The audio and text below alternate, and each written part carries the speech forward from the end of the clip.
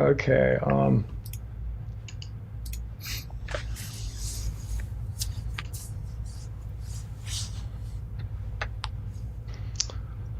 Okay. Let's see.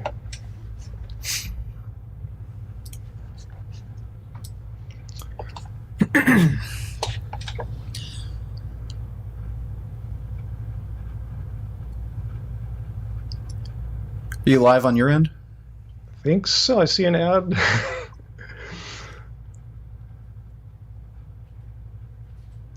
Hello, everyone. Welcome to Vegan Gains as my special guest, and to Happy Healthy Vegan live stream. I guess it's not really Happy Healthy Vegan live stream. This could have been held on either person's channel. And I have to apologize. I keep having odd little technical issues when I bring guests on. Notice how our window sizes are slightly different. It just magically shape-shifting on me. I tested this out earlier today thanks to Vegan Zombie, and it worked perfectly. But you know, the magic of live broadcasts for me lately, it's been a little bit of a challenge, but we're still going to make it work. We're going to talk about the topic at hand here. Does veganism offend marginalized people? I was doing a live stream last night, and yeah, Richard, it's cool. Like whenever I say something that Richard disagrees with, he types in, "Hey, let's debate about this." I go, can I have a few different beliefs than you without having a debate? I thought this would be a good one though, because it talks about, I think, some important issues in veganism. So let's have it. So I want to thanks Richard. Thank you for coming on to my channel. I know we tried to get you use Discord for this, and thanks for bearing with me with Skype here. Yeah, it's cool. So my position is basically that, yeah, vegan activism, even if you do try to be as unoffensive as possible and concerned as possible for other, like, marginalized groups, their feelings and concerns, you are going to end up offending someone somewhere or some groups somewhere. Probably, like, depending on what area you do activism. I'm in Canada, and occasionally I've come across like some, First Nations people, and they are just offended by the idea of veganism. Hang on one sec. Just period. I'm seeing some freaky buffering here. Let me try hitting refresh.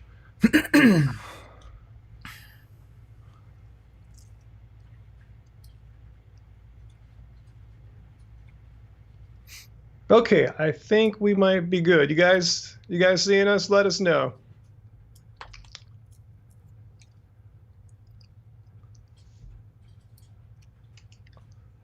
Yes? No? Yes, I'm getting a big yes here. All right, cool. Okay.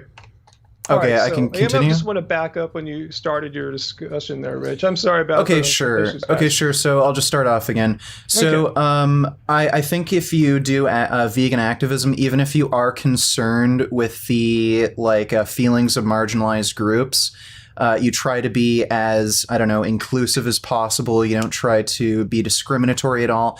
You are just going to end up offending someone somewhere or some group somewhere. And I'd say probably the most common example of this that I've come across doing activism in Canada is with First Nations people. I have come across a bunch of First Nations people just doing street activism. So for Toronto Pig Save, Direct Action Everywhere, I think even with Cube of Truths with Anonymous for the Voiceless, you may just come across some First Nations people, and they talk about how they feel like veganism is essentially like white colonialism. It's part of Native American culture where, yeah, they use animal products, they do hunting, there's some rituals that include animal products. If you go further up north, they eat a lot of marine mammals. It's just part of their culture. There's a lot of dishes where it's just integrated into their way of living, and they see veganism as an attack against who they are as a people. That's just their opinion. They're offended by it. Okay. I've also... Well, wait, I'm not done yet. Okay. I thought we'd talk about that, but no, continue on, please. No, this won't take too long. I also have actually spoken directly to a vegan activist who's part of... who is First Nations. I think she's Blackfoot. I think she was... Blackfoot. She said, like, she has a hell of a time talking to any of her family members or any other Native people about veganism because they will just flat out dismiss her and think she's supporting, like, again, just white colonialism, this intrusion into their culture. I'm sure, like, a lot of people have heard of the Anonymous for the Voiceless Black Lives Matter issues, where they were criticizing some Black Lives Matter protesters for holding up the pig's head.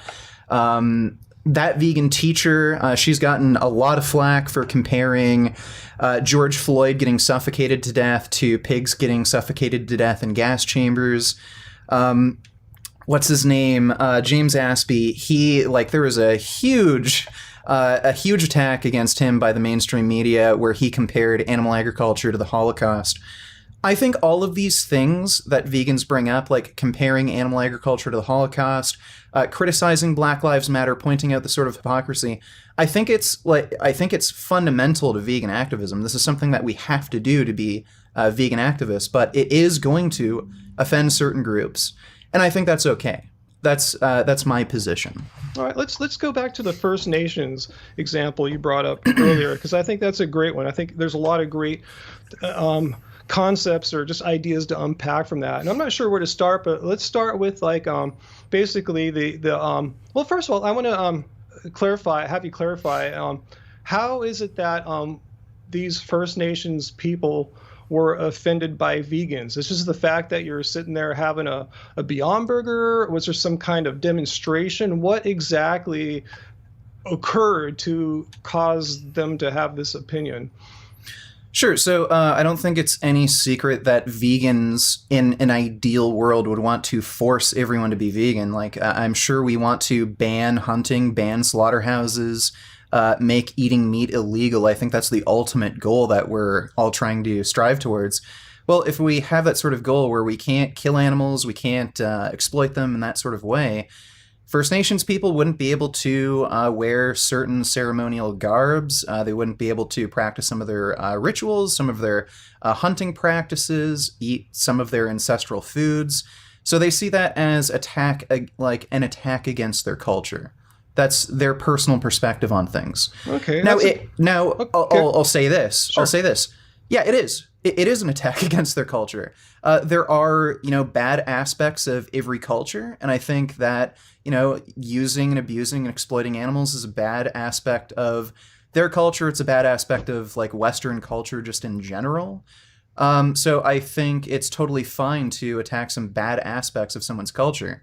So yeah, we can go from there.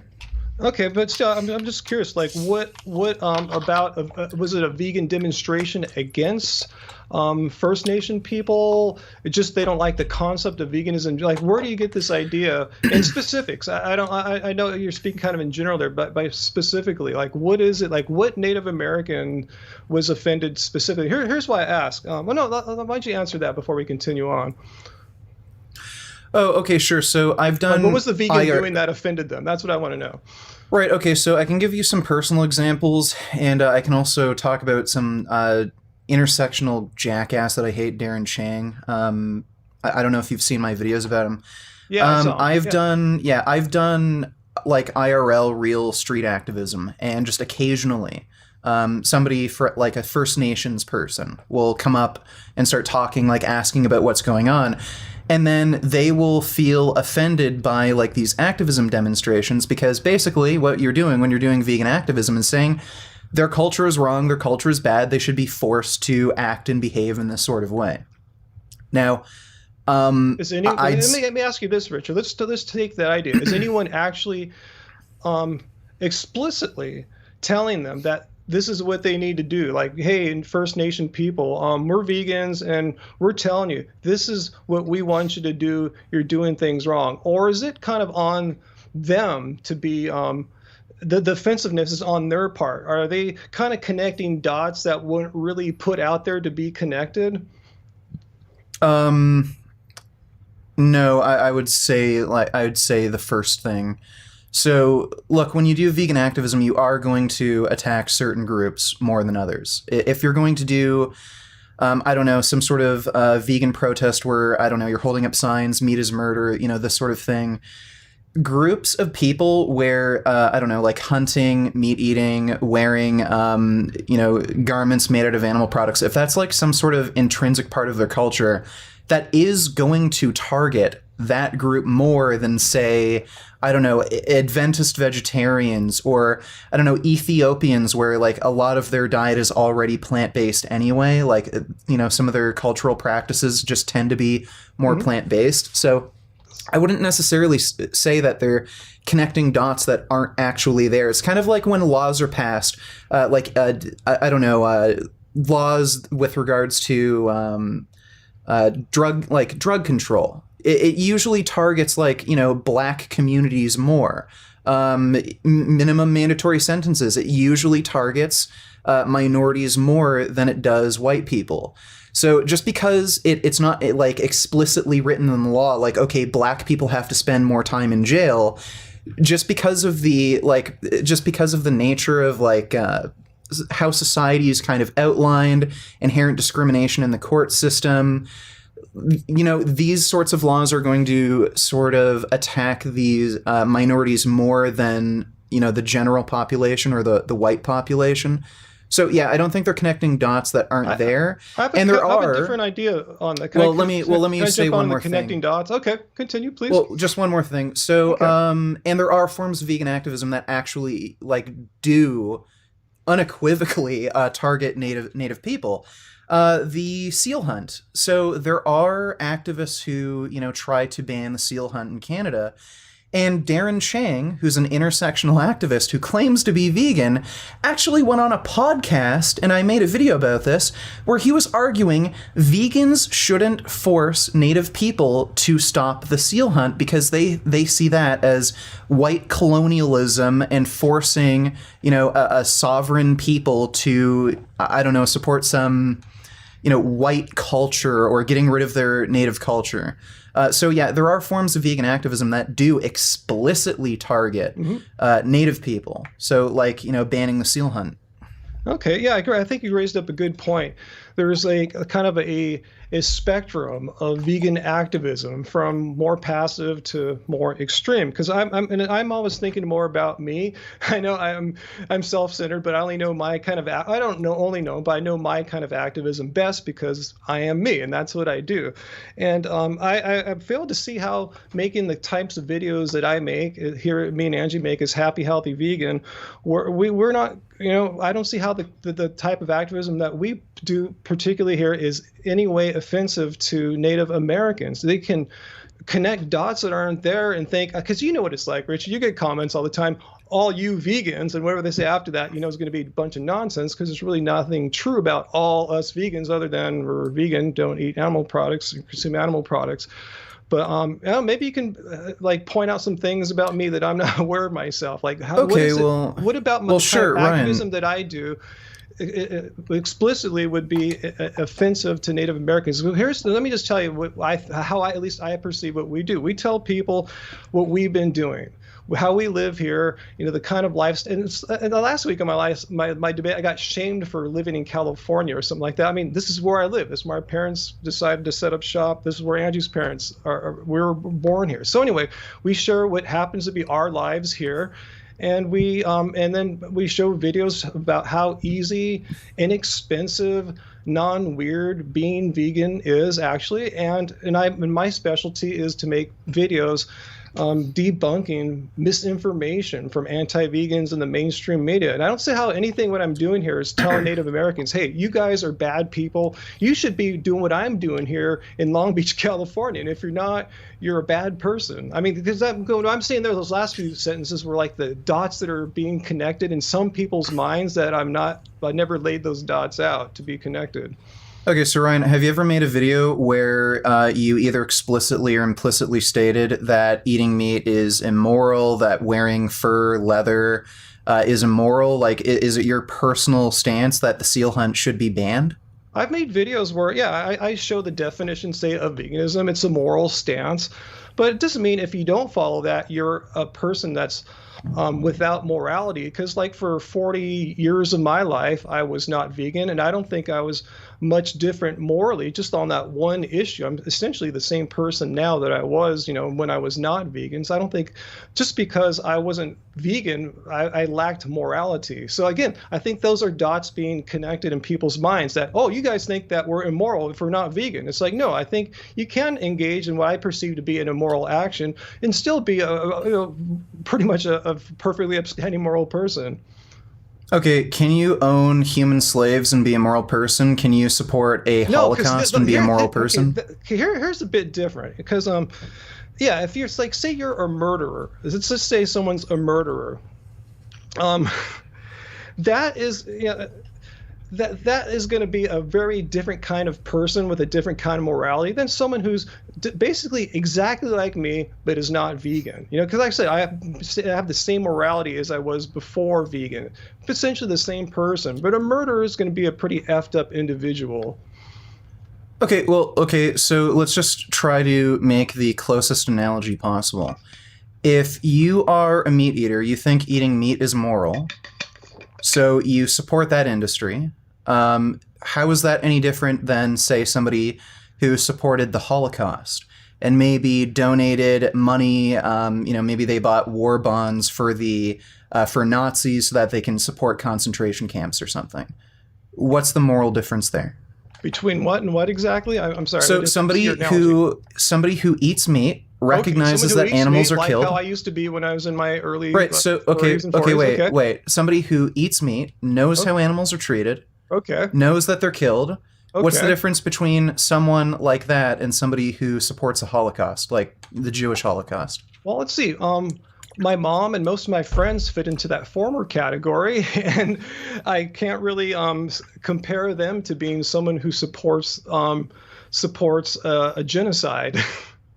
Okay, how is animal agriculture? How is supporting animal agriculture not the same as supporting a genocide? It's an ignorance of sorts. It's an ignorance of not knowing yet that there's another way of eating, another way of being that doesn't involve killing animals every day. Okay, haven't you realizing that you can actually do it? So okay, it's a learning dude, process. haven't you? But I don't see how you wait. learn from being someone who supports a genocide to becoming, I'm a good person now. But yeah, I was totally cool with wiping off a race of humans. Okay, like the people you mentioned who you know personally who aren't vegan yet. Yeah. Like, do they not understand that they're supporting mass murder of animals? Like, do they not understand where meat comes from? Have you not told them about this? Yeah. Yeah. Mm-hmm. Okay, so then they do in fact support a Holocaust. How are they any different than Nazis who are supporting a Jewish Holocaust? Well, if you want to use those words now we're getting into what I said. I'd rather not discuss which words are appropriate for vegan activism or not. But yeah. Well, I think that directly relates to the discussion we're having, because it's about whether or not we offend marginalized groups. Like, why is it offensive, Ryan, to use words like Holocaust? And do you think it's wrong to use those words because it's offensive to certain people? Well, here's my whole point on that, if you want to get into it, if you care to know. My personal opinion is I am perfectly 100% capable of doing my brand of vegan activism without having to invoke the word Holocaust. That's my personal choice. I can describe 80 billion animals being killed a year needlessly for food, clothing, and any other purpose, needlessly, without having to invoke a word that could be triggering. If you choose to go down that path of using more triggering words, that's your brand of activism. I'm not here to tell you that I'm doing it right and you're doing it wrong, or vice versa. That's just our individual styles, our uniquenesses. Okay, why do you prefer to not use words like the Holocaust? I would just prefer not to. Here's why. Because I can say, I can refer to the exact information that I want to without needing to invoke that word. That's my preference. I can describe 80 billion animals being killed to get my point that I want to make across. If you want to make a slightly different point with a different connotation, That's your prerogative. And I'm not going to make a call out video saying, hey, look at Richard here using words that I personally would not use. But you can do that. You're you. You're Vegan Games. You want to be a little bit more provocative and aggressive. Kudos. That's you. But I don't want to see, I don't want to do that. I don't want to see Angie doing that. I'd rather not see, like, say, Dr. Garth Davis doing that. But if you want to do that, if Aspie wants to do that, okay, so okay, cool. So I understand that you're not judgmental of other people who choose to use words like Holocaust, but you still haven't explained why you personally prefer not to, and why you prefer certain people not to, like Angie or Dr. Garth Davis. What is it about that word where you're uncomfortable with using it to describe animal agriculture? I don't want to say, I think you're kind of presupposing my position there, that I'm uncomfortable. I just prefer not to. I have no need to. I've never needed to all these 8 years of being on YouTube. Why should I all of a sudden start now because it's gotten a little trendy this year by a few, bigger YouTubers? I don't think it's being trendy. I think this is being... I've used the word Holocaust for the 11 years I've been vegan. I know a lot of Jewish activists who've been vegan for, I think, over 30 years now, who've used the term Holocaust to describe animal agriculture. Alex Hershoft, I think he's been vegan for a very long time, something like 40 years. Or if not more. He's used the term Holocaust to describe animal agriculture, and he's a Jewish Holocaust survivor. So should we all it's not like a trendy... So you're saying we should all do vegan activism? Absolutely. Are you saying absolutely we should describe animal agriculture as a Holocaust? I'm just saying, you're saying should. So you're saying we should all follow like a uniform vegan activism that we all kind of follow. I should follow it. Dr. Garth Davis should follow it. Angie should follow it. We all need to do it a certain way that you deem to be correct. And if we're not doing it in that prescribed way, we're somehow lesser vegan activists or wrong vegan activists. You're not allowing us to be unique. You're not allowing us to be our unique, authentic selves and how we want to be vegan activists. Yes. You have the okay. playbook, Wait. You have the vegan activist playbook. Yes. So you can paint it in that way, but I'll explain why. If I were to say we shouldn't refer to the Nazi genocide against the Jews as a Holocaust, we should call it the Nazi German mass killing of Jews or something, or I use some other type of term for it. Why should, people understand what Holocaust means. It has a certain impact. People, when they think of the word Holocaust, oh wow, I understand what you're talking about. Why would I use a term that is, I don't know, a little more vague, a little less impactful?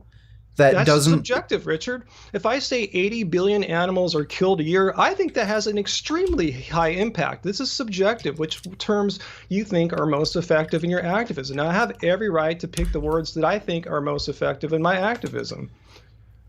So you're telling me that you think telling somebody that 80 billion animals per year are killed in activism is more impactful, more effective than saying animal agriculture industry is a Holocaust? In my personal opinion, yes. I think 80 billion deaths, 80 billion animal deaths is a staggering number. It's a staggering number. There's only roughly 8 billion humans. So multiply that by 10, that's how many animals are bred into existence annually. That's a mind-blowing number. If that doesn't make an impact on someone, that's on them. But for me personally, that's a huge weight.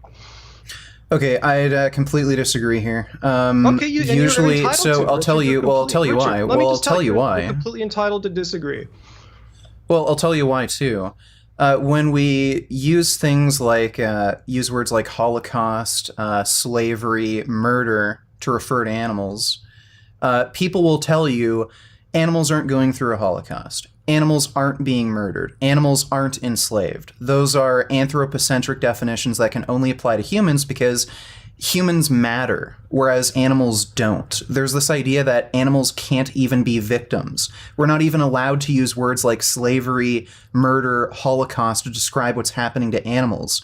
So by you claiming... So wait, by you claiming... I'm not even agreeing to what you just said there about these other terms. I'm just telling you about this one word here, Richard, Ryan, you have to be kidding me. Okay, let me just wait a second. You find using that word to be effective. You think it has results. You think when you say that word, somehow people say, hey, I'm going to listen to this vegan guy because he used the word Holocaust, describes as happening to animals. If you perceive that to be effective for your activism, then do it, Richard. Do it, but Okay, Ryan. don't expect me to do what you believe to be effective and I don't find to be effective. It's kind of like saying, hey, a vegan, hey, I'm a bodybuilder, so all vegans should be bodybuilder activists. It's like that. What I'm doing is like the playbook, and if you're not doing it my way, you're somehow a lesser vegan activist, or at least not a real vegan activist. What are you saying, Richard? That I'm not free to follow the path of activism that I find most authentic to myself, my values, and my brand?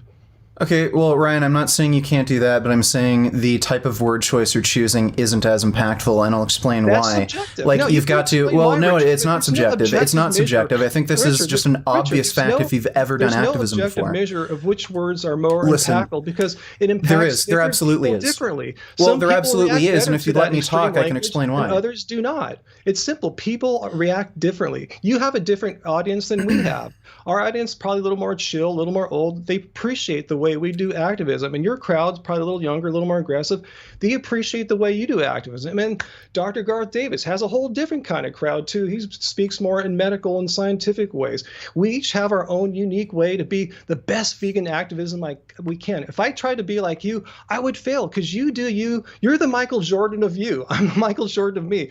I want to be the best I can, and I don't see how following the path that you say is best is going to be the best necessarily for me or others.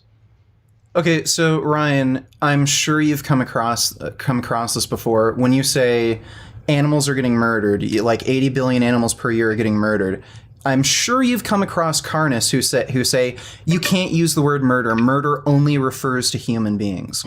They're making a statement here that animals aren't even victims. So I'm sure every vegan activist has come across this at least at some point. This is a typical sort of issue that I come across when I describe things that are happening to animals. Like murder. Wait. I let you speak, so let me speak. Wait. Let me speak. I let you speak. Let me speak. No, I'm just saying. So when we use terms, when we use terms like murder, like slavery, like Holocaust, you will get the sort of pushback from carnists where they say, no, animals can't experience murder. Animals can't experience slavery. They can't experience a Holocaust because they have this weird idea in their head that only humans are valuable enough where they can experience murder, slavery, or a Holocaust.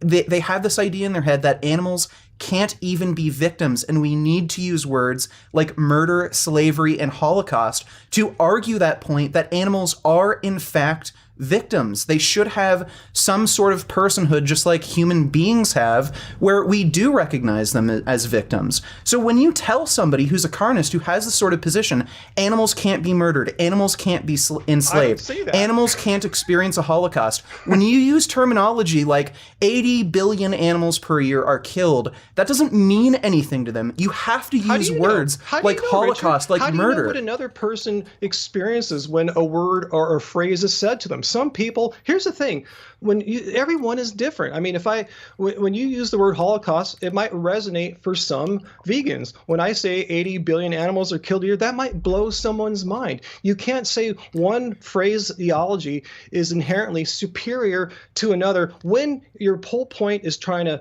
win an argument or convince people to your side. That's your opinion, but there's no objective fact to that matter, Richard. That's what my frustration with you here is that you think you have an objective fact about this, and it's something that I am somehow missing, and my activism is somehow an inferior activism to yours because I don't use the word Holocaust. But like I said earlier, I have used the word murder and enslaved before. I don't use them like throw them out like hardcore, but I don't have as much problem with that. But we differ on Holocaust. Okay, so Ryan, when you're arguing with carnists who don't even believe that animals have any sort of personhood where they can't be murdered, they can't be enslaved, they can't experience a Holocaust, what good does it do to tell them 80 billion animals are killed per year? To them, animals are just objects. If we're going to actually argue with carnists who think this sort of thing is acceptable, you have to argue for animals having some sort of personhood where they can be murdered, they can be enslaved, and they can experience a Holocaust. And Ryan, I have to wonder why, you still haven't really answered this. Why won't you use a term like Holocaust? Why do you feel that's inappropriate for you to use? Let me ask you this. Why must I? I've never had no one's ever compelled me to use that word ever before. And all of a sudden, like I said, this year it's gotten kind of trendy. Like all of a sudden now, why has it become almost a necessity to be a real vegan activist that I have to use certain phraseology in this activist playbook that I apparently didn't get a copy of? Why must I do that? Why? I don't understand. Why is it imperative that I do that? So I think it's more telling why you're asking me why I'm not doing it. I'm kind of curious, why ought I be doing it? You told me why, because you think arguing with carnists, you need to use certain language or phraseology, or it somehow doesn't get the point across. And the thing is, maybe we're arguing with different people. Maybe that's our point here. Okay, so Ryan, there's a difference between you saying I just happen to have never used the word Holocaust and you saying I refuse to use the word Holocaust. So why do you refuse to use the term Holocaust? You're putting words in my mouth. I said in my vegan activism, there's certain words that I would prefer to use, and other ones I hear others use. I go, I don't want to go down that road. I think I have a better, more effective way of reaching people. I think what you're trying to do, maybe I'm wrong, but judging by what you said here in the past 5 minutes, you're trying to win debates against carnists.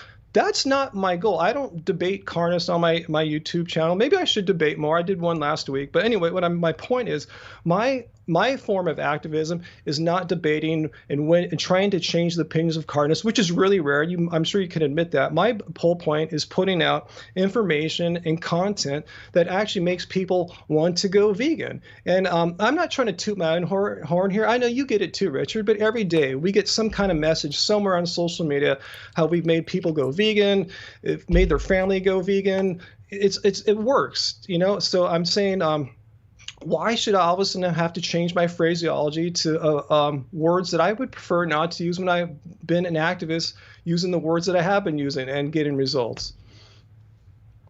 Okay, so Ryan, again, I understand trying to tailor your message to certain types of people, and I can concede, okay, maybe there are certain groups that will listen to you better if you use terminology like, 80 billion animals are killed. Some people like that better. But guess what? There are a lot of people who not only, I wouldn't say it's necessarily better for turning them vegan, but they need to hear this. It's Great. Part of the argument for they should listen to you, Vegan Games. They listen when they don't need to watch us. They want that. They can go to you, and you could be the Michael Jordan of that. See what I'm getting at, Richard? Okay, so Ryan, that's your preference. Okay, so Ryan, if you're debating somebody who denies that animals even have any kind of personhood, where they can't be murdered, they can't be enslaved, they can't experience a Holocaust, why wouldn't you argue to them that yes, animals can be murdered, they can be enslaved, they can experience a Holocaust? Why wouldn't you do that if someone was right in front of you? I have argued the first 2 points. No, okay, listen, Ryan, if somebody told you, if you were in a debate, like a live debate like this, you were in front of someone who argued with you, animals cannot experience a Holocaust, would you argue yes? I'd have to ponder that, Richard, honestly. What do you mean you'd have to ponder that? How the hell can animals not experience a Holocaust?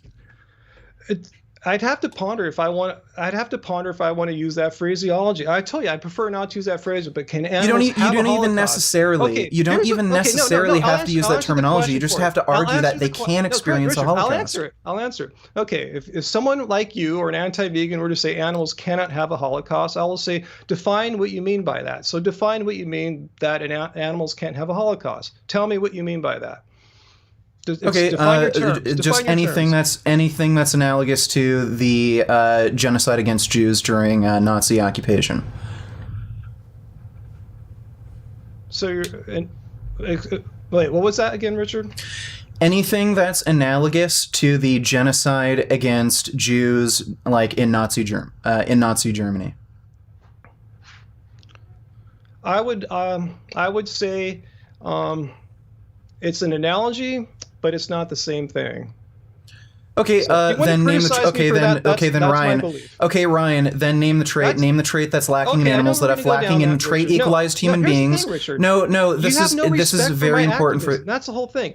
I have respect for your activism, no, Ryan. I think you're doing a great thing, but in your way, and if I'm not doing it your way, I'm doing it the wrong way because there's only one way. Okay, Ryan, and Richard the issue understands it. I obviously don't. I don't understand the Ryan, right way. Okay, Ryan. So I can't, even if you're saying every vegan, are you saying this, Richard? Every vegan, Dr. Garth Davis, all of us, we all need to go out and use the Holocaust as an analogy. And if we're not doing that, we're somehow doing it wrong. So Dr. Garth Davis, when he's going up on stage at VegFest speaking about all these great benefits of veganism, he needs to talk about the Holocaust. I mean, he should talk about some animal ethics, and he's an ethical vegan. That's why I keep bringing him up. He happens to be a medical doctor. He's not. Didn't he just recently admit to eating fish and eggs?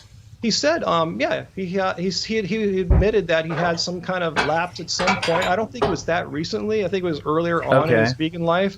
But he's not one of those guys like McDougal's that claims he has turkey every Thanksgiving or anything like that. That's why I don't lump him in with that. So you're saying, I mean, yeah, he should talk about some of the ethical aspects of veganism in addition to the health and medical aspects. But on top of that, you're saying he has to not only talk about the ethical aspects, but needs to actually invoke the word Holocaust. And if he doesn't do that, he's not a real vegan activist. Is that your position? I wouldn't say you're not a real vegan activist. I'd say it's a less effective means of advocating for animal rights. That's your opinion. No, I don't think this is just a personal opinion. You have no objective proof that it's lesser. Okay, Ryan. Then why can't you name the trait? Okay, then Ryan, why can't you name the trait? No, we're not going to play that game. Tell me the objective. I'm not playing a game. Then why can't you name the trait? Name the trait that's lacking in animals that if lacking in trait equalized human beings would mean the trait equalized human beings cannot experience a Holocaust. This has nothing to do with name the trait. It has everything to do with name the trait. If you're not going to give animals enough personhood, it has to do with Ryan. If you're not going to give animals vegan activist, and you just declared I'm somehow an ineffective or less effective vegan activist, and so is Dr. Garth Davis. So if him and I are in the same boat, I'll gladly stay on that same boat with Garth Davis because he's cool. Okay, Ryan, if you're not going to give animals the same type of personhood where they can't experience a Holocaust, then clearly you're not advocating as hard for their rights. I agree, Richard. I agree. Animals are persons. They can be murdered. They can be enslaved. However, you literally just said they can't experience a Holocaust. No, that's not what you said. You said they cannot experience a Holocaust. That's not what you just said. You said they can't experience a Holocaust. That's okay, great. Ryan, if you want to talk about that in your activism, cool. No, but again, Ryan, force me to do it your way. Ryan, I'm not forcing you to do anything. Oppressive here, and tell me Ryan, that how I'm not I forcing you to do anything. Ryan, I'm not forcing you to do anything. Yes, I was being very charitable. I even conceded. I don't do it. Listen, I'm Ryan. a lesser activist. You said that. Listen, Ryan. I even conceded that. Look, there is a certain audience of people who are going to respond better to the wording you use. Then go. I already conceded that, but I'm explaining. But listen, I'm explaining why using terms like the Holocaust is overall more effective activism. And I'm arguing that because you aren't giving animals the same level of personhood where they can experience a Holocaust, you are not advocating for their rights as much. And how can you say from that I'm not giving the same? Because Ryan, you literally just said. Ryan, you're jumping. Ryan, no, you're being dishonest here. You literally just said you said you would take the position that animals cannot experience a Holocaust. Okay, let's back up to that. Okay. All you have to do is name the trait. Okay, Richard. Okay, I'll agree. Animals can experience a Holocaust. You got that? However, I'm not going to make that part of my activism. All right? That's it. Okay. You won, Richard. I said it. Animals can experience a Holocaust, but I'm not going to make that an essential talking point in my activism. Are we cool? Okay, I'm glad that you at least conceded that animals can experience a Holocaust, but my position is if you're like the issue I have here, so the issue that I have here with not using terms like the Holocaust, and instead you're going to rely on I don't know, some other descriptive wording like, okay, 80 billion animals are killed. There are so many people. Well, listen, Ryan, there are so many people that don't give animals that sort of personhood. There are so many people who won't even give animals the personhood where they can be murdered or enslaved. They say, oh, that's ridiculous. Like, that's just stupid. Animals can only be killed. They can't be murdered. If we're not going to use words like Holocaust, like slavery, like murder, then you're not advocating as much for their rights. You're not giving them that level of personhood which would protect them. Hang on, the audio is cut out. 1 second. Are you there, Richard? Yeah, I'm here. Can you hear me? All right, everything's cool. Well, I use 2 out of your 3 essential vegan terms there. I just prefer not to use one of the 3. I don't think that makes my portrayal of animals any less human. I still give them personhood. I don't deny that in any way, shape, or form. I have used slavery and murder before. I just personally choose not to go where the Holocaust word is because it can be triggering to some people, and I don't find it in any way necessary to use that word to convey what I'm trying to say. I don't know why we just can't agree to disagree on that point. I don't know why I have to do it your way. And I know why. I'm just saying that as a question I don't mean to be answered. You've said it several times. Well, I'll tell you why. I think it reinforces speciesism. If you're not like, okay, if you're going to say animals, Holocaust. Okay, for one thing. Murder and enslavement is not a good. I have to say Holocaust. I have to. Yes, for one thing. So look, for one thing, I think so. Ryan, there's 2 issues I have here. For one thing, I think it reinforces speciesism. If you're not going to use terms like the Holocaust, I think it suggests to people that animals don't have enough personhood to actually experience a Holocaust. I know, like, here you've conceded to my point that, yeah, animals can experience a Holocaust. But if you're not going to actually use that wording, then I think you are supporting speciesism here, even if you are willing to use terms like murder and slavery. And secondly, Ryan, terms like slavery, that does actually offend a lot of black people. Ryan, just Google right now veganism, slavery. You'll find a huge list of articles where people complain about vegans using terms like slavery. And you can find like Black Lives Matter activists making blog posts about how vegans are racist, or there's this concept of white veganism. So, okay, if you're going to use the standard that you're not going to use terms like Holocaust because you're offending people, then now you can't use terms like slavery, even though that is a completely reasonable and accurate definition of what animals are going through. And secondly, if you're fine with terms like murder to describe animals being killed, how can you not be fine with terms like Holocaust? What is a Holocaust? It's just mass murder on a mass scale. I don't see how you can even be logically consistent here. This is not a matter of being logically consistent when choosing to not say the word Holocaust because if the respect is the right word, of the Jewish Holocaust. I don't want to equate them with animals. Why do? Oh, okay. So now you're going to get me on why I've used slavery. Name the trait. Name the trait. Out there as an everyday word, but I have used it in the past. I've never. You don't want to equate. Made a video about a vegan Holocaust. Okay, dude, you don't want to equate Jews to animals. Okay, then name the trait. Name the trait that's lacking in animals, that if lacking in trait equalized human beings or trait equalized Jews would not make it a Holocaust. This is not a matter of drilling down to find the essence of animal versus human. It's a matter of choosing which words I would prefer to use in my brand of activism, in which you obviously don't respect my choice. You don't respect it. Just admit it. Because I think it's speciesist. Can you say it? You don't respect my brand of activism. Say it, please.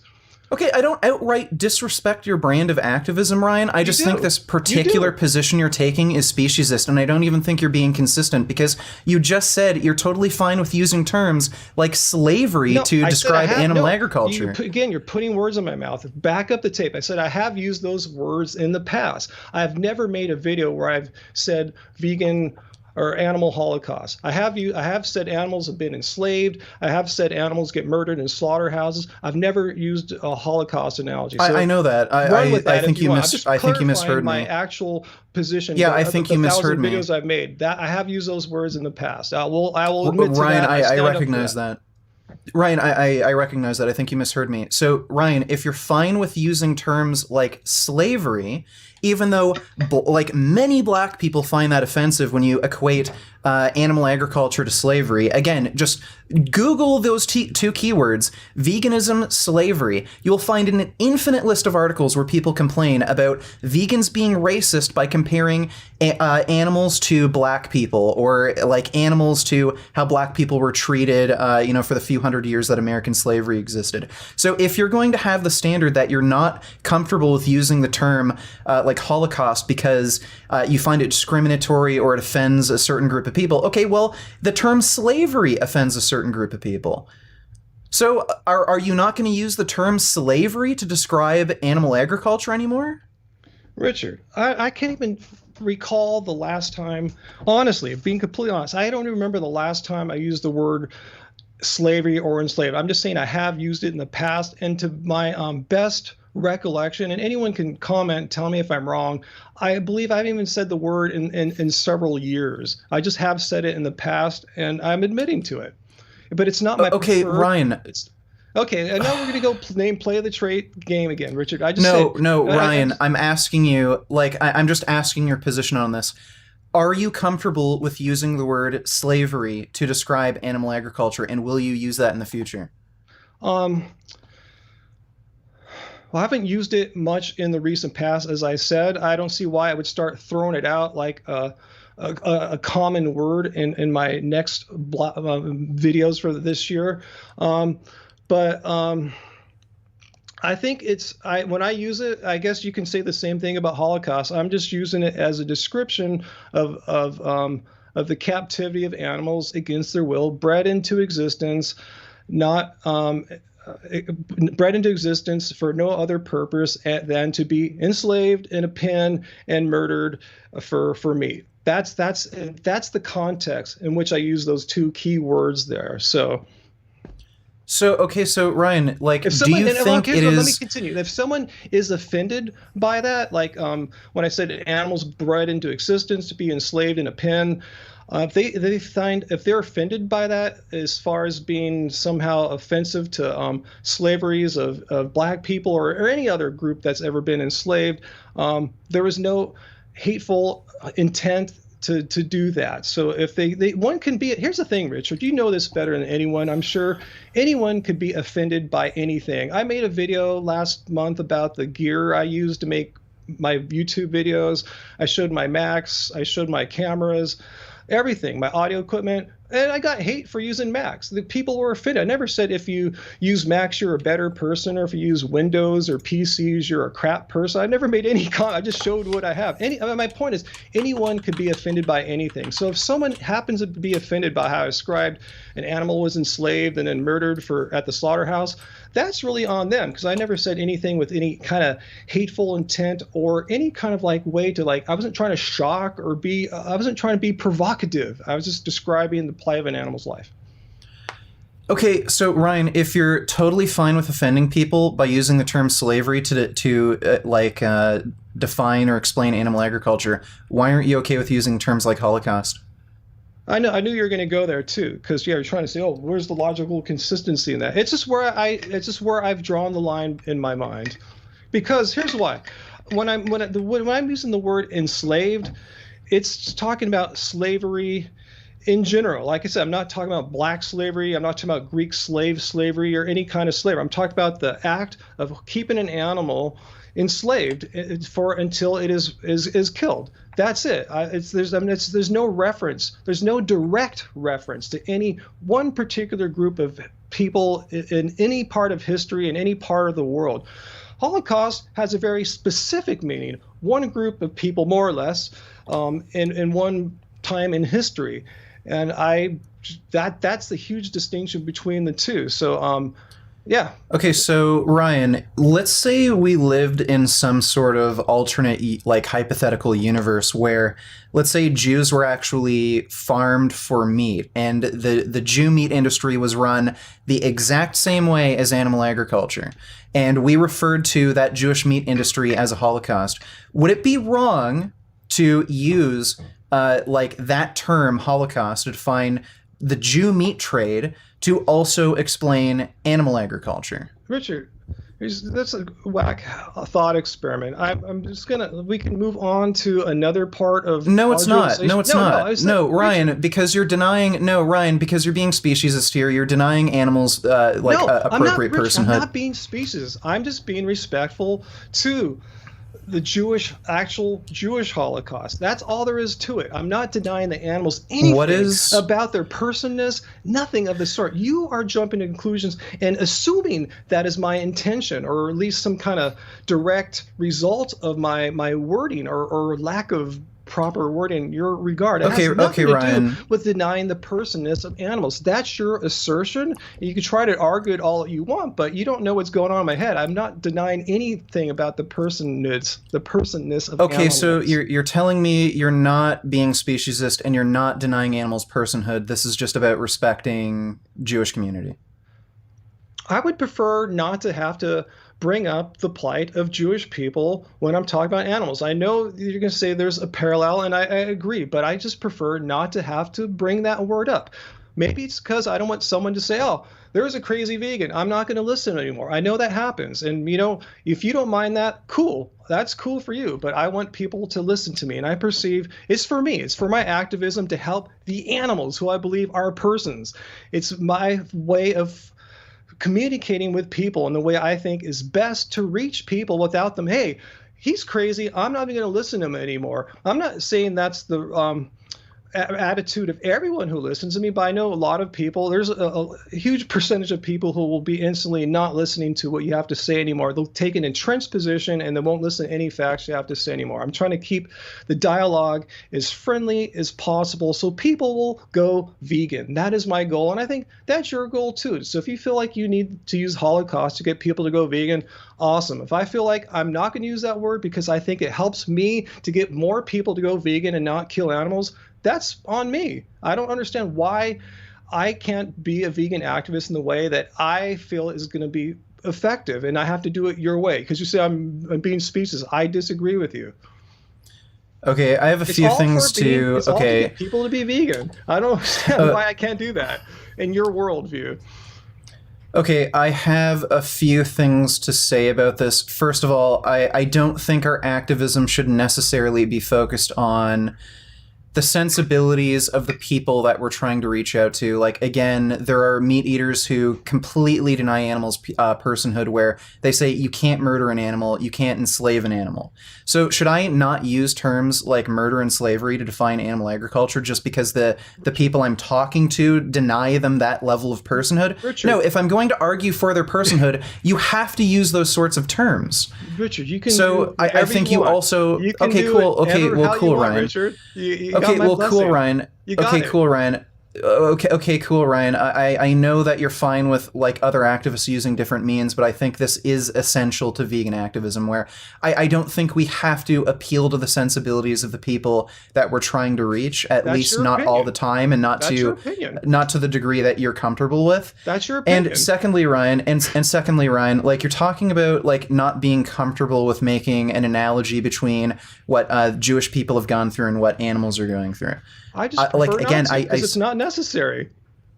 I don't know what like necessary, like, okay, this doesn't seem, again, I'm seeing a huge distinct difference between what you're like these two things are saying. You're saying, oh, I just choose not to because it's not necessary. I think you choose not to because you're clearly not comfortable with it, and you've kind of gone a little bit back and forth here about whether or not you think animals can actually experience a Holocaust and whether I or not told it's you appropriate yes. I to haven't gone define back animal and forth. agriculture I as a said Holocaust. yes.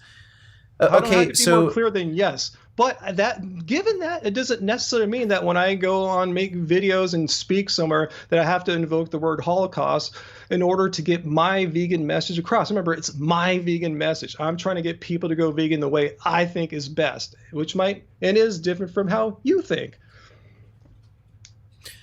Okay, so Ryan, you're telling me the only reason you choose not to use words like Holocaust is to avoid offending a certain community like Jews.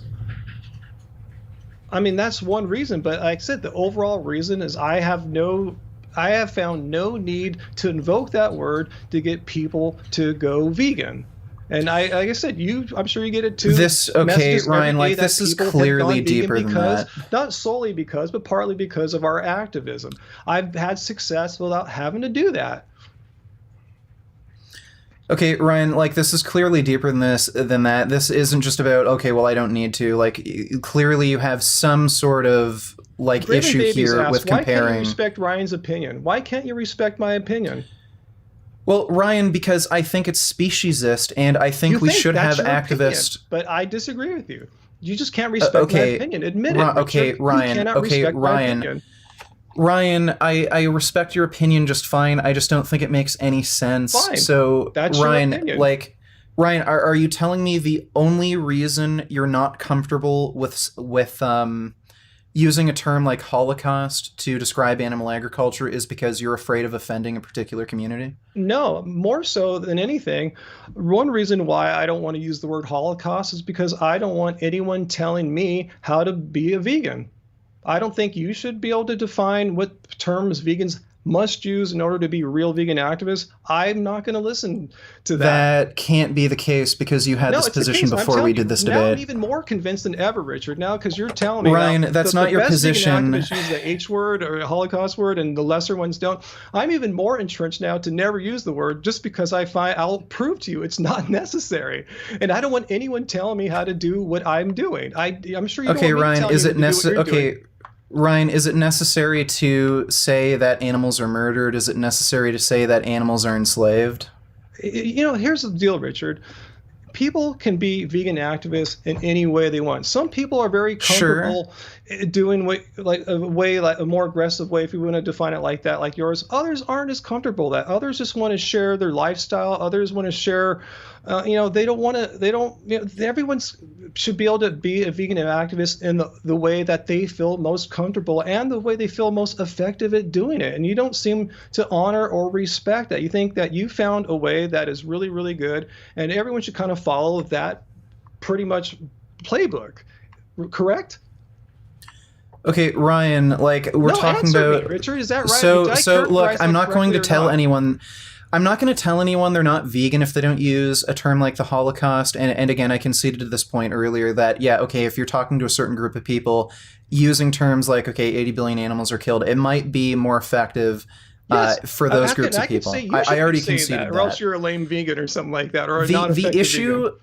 Ryan, like the issue I have is like your reasoning for doing this. Like you keep going back. Like at one point you said, like at the beginning of the debate, like you did concede eventually that you said animals can't experience a Holocaust. Then you conceded and said, okay, yeah, animals can experience a No, I Holocaust. told Then you, when I Richard, pushed, the first time well, I said, listen, just let me speak. No, you're putting words in my mouth. I said, let me ponder this a bit. I don't want to give a knee-jerk reaction. Let me ponder it a bit. It gestated for however time that was, and I said, yes, I will come out and say that. I agree with that characterization has truth to it. That's what, yeah, I assented.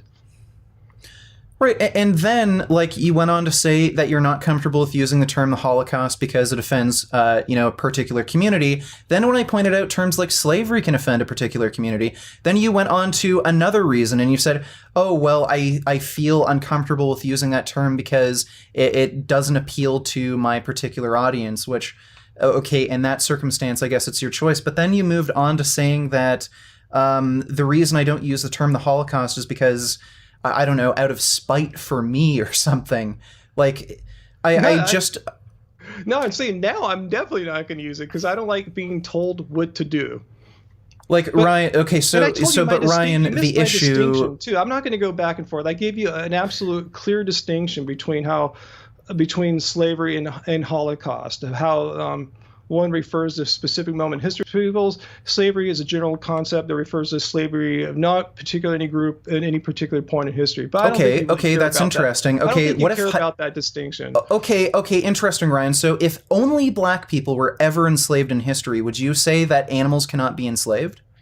That's not even okay. You're going on a thought experiment. And again, I need to ponder that. I can't give you a knee-jerk reaction. I'm not. You can criticize me. You can say I'm being disingenuous or something, but I've always been the kind of person who thinks through an issue before giving an opinion. I know everyone in this world loves to give their opinions really quickly without thought. That's not me.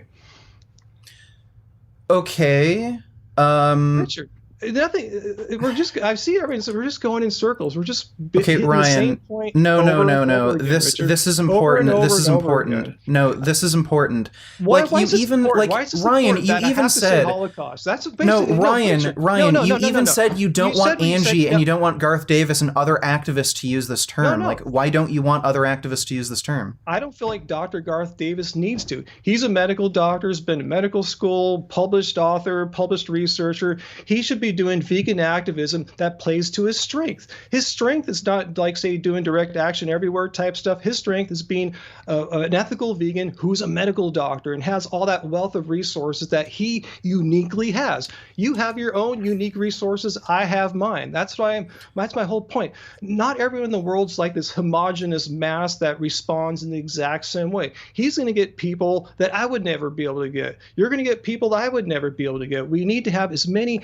just a diversity of vegan voices, some more aggressive, some more scientific, some more like whatever the hell I am, to get as many people to go vegan. I think ultimately that's what we all agree upon. But I staunchly disagree that there has to be some kind of uniformity in what vegans say in terminology, universal terminology that we all use. And if not so, some Absolutely. vegans are going to look down on us. This is what I disagree with. Okay, Richard, Ryan, 100%. Ryan, would you have an issue with some vegans saying animals can't be murdered and some vegans saying animals can be murdered? Is that not a fundamental issue with activism here? Some say, I don't know, who are these vegans? I don't know. Let me see their videos and I'll respond to them. I don't know what they're saying. Well, Ryan, clearly there are certain definitions we should be using. Like, there are certain stances we should take when it comes to giving animals a certain level of personhood and comparing them to human beings and giving them human rights. Like, clearly there is an issue with activism when some vegans are literally having a position where animals can't be murdered, or they refuse in their activism to say animals are being murdered. Okay, I'm sorry. Is there, Richard? Yeah, do Okay, you I hear guess me? I'm getting distracted by what I'm hearing and what I'm seeing. There is a delay there. I mean, if show me who you're talking about, and I'll respond It to them. doesn't. I mean, so It doesn't matter. let I'm me tell giving you you a this. So you're hypothetical. basically saying this, Richard. If I watch some vegan's YouTube video or blog, and they say animals can't be murdered, do you want me to do a call out video on them? Because I disagree with that, but I don't think I'm gonna be bothered to like tell them anything because I don't really give a shit what they're saying.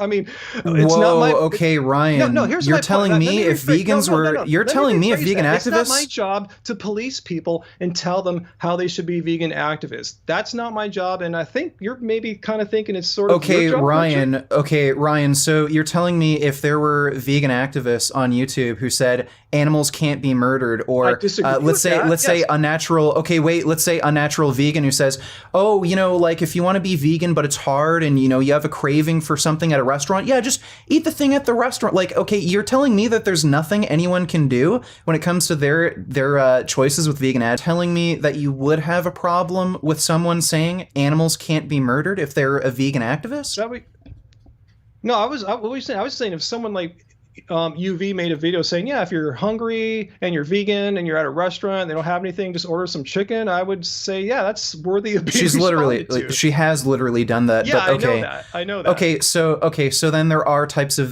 vegan advocacy that you would be against. Like, there are certain things that vegan advocates can say that deserves criticism and should be policed, quote unquote. If you want to just use the police word, I would say in my own wording, don't put words in my mouth. In my own wording, if I saw such a video, yeah, you know what I do? I respond and show how to actually. If you're vegan and you're telling people to go out to restaurants and eat meat, that's kind of not what veganism is. So yeah. Okay, and don't you think it having the position that animals can't be murdered? You don't think that is against a vegan position? No, I mean, I agree with you. I believe animals can be murdered. But so you're saying, so if some hypothetical vegan who we don't know if it even exists, someone made a video as a vegan saying animals can't be murdered. So you're saying, how would I feel about that? Is that what you want to know, Richard? No, I'm saying, does that not go against vegan advocacy? Like, does that not, essentially fundamentally go against what vegans believe. You're gonna have to ask vegans. It goes against what I believe. I can't Well, say my beliefs okay. for all vegans. Yes. Okay, so then you would agree that we do have to have some sort of universal standard when we use these sorts of terms, like murder, like slavery, like Holocaust. And what's ironic here, Ryan, is the word Holocaust comes from a Greek word which roughly translates to burnt animal sacrifice. Okay. Cool. Therefore, Okay, so I still don't understand why you have such an issue with using this word when you won't even answer my hypothetical I where told you. if black people were the only Richard. people. I found it's not necessary for my vegan advocacy. That's Like why. Ryan, And you can't respect I that. notice like when you say this, like especially when we were talking about Garth Davis, like he doesn't have to use terms like Holocaust. It's like you're speaking down on the use of that word, No, like as if that's I'm speaking down on like the certain necessity activists of are it. above. No, it sounds like you're talking down on that word, like some activists are above the use of that word, Nope. like That's it's a your bad thing. misunderstanding of my position, and that might be your opinion, but that's not what I said. That's not what I implied. I'm saying it's not necessary. Okay, And you don't think it's okay, so you don't think it's necessary. When you're arguing with someone who flat out denies that animals have some sort of personhood, that they can be murdered, that they can be enslaved, that they can experience a Holocaust, don't you think it is absolutely necessary when we're talking to these sorts of people to give them that personhood and say, yes, animals can experience a Holocaust, they can be enslaved, they can be murdered? I think you can make that exact same point, get the same idea across to a person without invoking the word Holocaust. If you disagree with that, fine, but I think I can get the same How? emotion, I can get the same point across that animals are persons and Okay, they're I not don't objects to be understand. exploited and killed needlessly. You don't have to invoke the word Holocaust to let people know, have them understand on a profound level that it's wrong to raise 80 billion animals a year, enslave them, and kill them needlessly. You don't need to invoke. You don't need to. I didn't even need to invoke the word enslave as well. There, I'm saying you can get information across without having to use the word Holocaust. You seem to imply No, that you it's can't. In the impossible. hypothetical I just gave you, no, you can't. So if you were to debate somebody in this sort of format who had the debate proposition saying animals cannot experience a Holocaust, how could you argue against that position while saying 80 billion animals are killed without stating that no, animals can experience a If you Holocaust? wanted to respond to some guy that's saying animals can't experience a Holocaust, you can, and maybe I will too. I'm not sure what your point is, though. My point is, if you're not going to take this position, at least against certain individuals, you're denying animals personhood. No, Richard, I You're told being you. speciesist. I told you animals, I agree. Animals can and do experience a Holocaust. I agree. And if someone made a video saying that they can't, I have every right to respond. The thing is, Okay, in cool. my personal advocacy, I don't feel like I need to make speeches, make presentations, and invoke the word Holocaust for my brand of veganism. And that's where we disagree, and we keep coming back to it. I agree with what you said about the concept of it. Yes, I'm not denying or disagreeing here. Okay, We're just and I disagreeing on just how we okay, and advocate. I just like a clear sort of answer to why you choose to do that. Is it because you're afraid of offending a particular type of community, or are you doing that like just specifically because the types of people that you're responding to, sorry, feel Yes. like that position is like ridiculous, and you just want to, I don't know, have them stay open-minded when you do activism? I think it's more of the latter, if I could paraphrase that slightly. Okay. It's my belief. You can disagree all you want, Richard. I what did T. Brock say? You guys are just discussing effective rhetorical strategies. You need to know your audience when discussing a topic. I think that's what I'm trying to say there, more or less. I think for our brand, what we're known for, the kind of advocacy we do, I think we have a better response using the phraseology that we use. I mean, that's the kind of people that like us for our kind of personalities. I don't think I need to invoke that word to get my point across to get people to become vegan. It's simply it. It's a matter of tactics. It's a matter of getting people to become vegan. And in my personal opinion, that's my best option. Okay. Um. Okay. I think we have. I think we've come to some sort of understanding there. Like again, I conceded that. All right, if you're trying to speak to a certain demographic of people, I think that's reasonable. But so, like in theory, if you were to, I don't know, somebody were to challenge you to a debate, and they said animals can't experience a Holocaust, you would take the position that animals can experience a Holocaust, and Yes. you'd use that terminology in the debate. In the debate, in the context of a debate, yes. Now I tell you, now Okay. I had time to digest and process. Yes, I agree 100% in a debate. If someone's trying to deny that, I'm cool with the phraseology in that context. Okay, that's fair enough. My only other issue with that potentially is like I don't know, like in order to be consistent with this sort of standard, like okay, if somebody was in front of you, or sorry, like let's say the majority of the population, let's say, believed that animals can't be murdered; they can only be killed. Do you think, in order to have effective vegan advocacy, we should, as vegans, take the stance that animals can't be murdered? Or not, or at the very least, not use that sort of phrasing and terminology when we do activism? I'm not sure if I followed your entire question, but me personally, maybe it's incorrect. I kind of interchangeably, synonymously use the words murder and killed when applied to animals. Okay. Like, yeah, like again, I have a bit of a different stance here with like some of the reasoning you have. So I don't know, like, you know about Nigerian scammers, right? Yeah. Yeah, so one of the strategies that they use, these Nigerian scammers, is they actually make it obvious that it's a scam. They do that deliberately. Like you get these sort of like stupid emails. Oh, I am a Yeah. prince. I'm related to you. I just need Mhm. like $50 or something to open, like to send you the bank account Yeah. thing, and then yeah, people send that. So they actually do that deliberately. They're not stupid like these scammers. It's like, oh my god, they're idiots. Like nobody's gonna fall for this. No, they do that deliberately so that they weed people out who would actually know that this is a scam and fuck with them and waste their time. Mhm. So the only people who will actually respond to the scam and bother are idiots who will actually give them money. I think we should probably apply some of these same sort of tactics when it comes to vegan activism. Where, okay, if someone is completely unwilling to like recognize that, okay, like animals can be murdered or animals can experience a Holocaust, or we have to like appeal to every sort of like, I don't know, snowflake sensibility they have, if they're going to use these sorts of things as an argument, oh, this is offensive, the what like the wording you're using, oh, I'm never going to go vegan. Those people I don't think would ever go vegan, would ever bother. I don't think they have the mental maturity or the strength of character to actually go vegan. They're just using this sort of thing, like this excuse. Oh, you're using the words that offend me. I think they're using that as an excuse to not go vegan when they like they wouldn't have the intention of going vegan anyway. Yeah. So I think that sort of strategy weeds them out. Yeah. Yeah. I think I followed your point there. Yeah. Like, what would you say about that?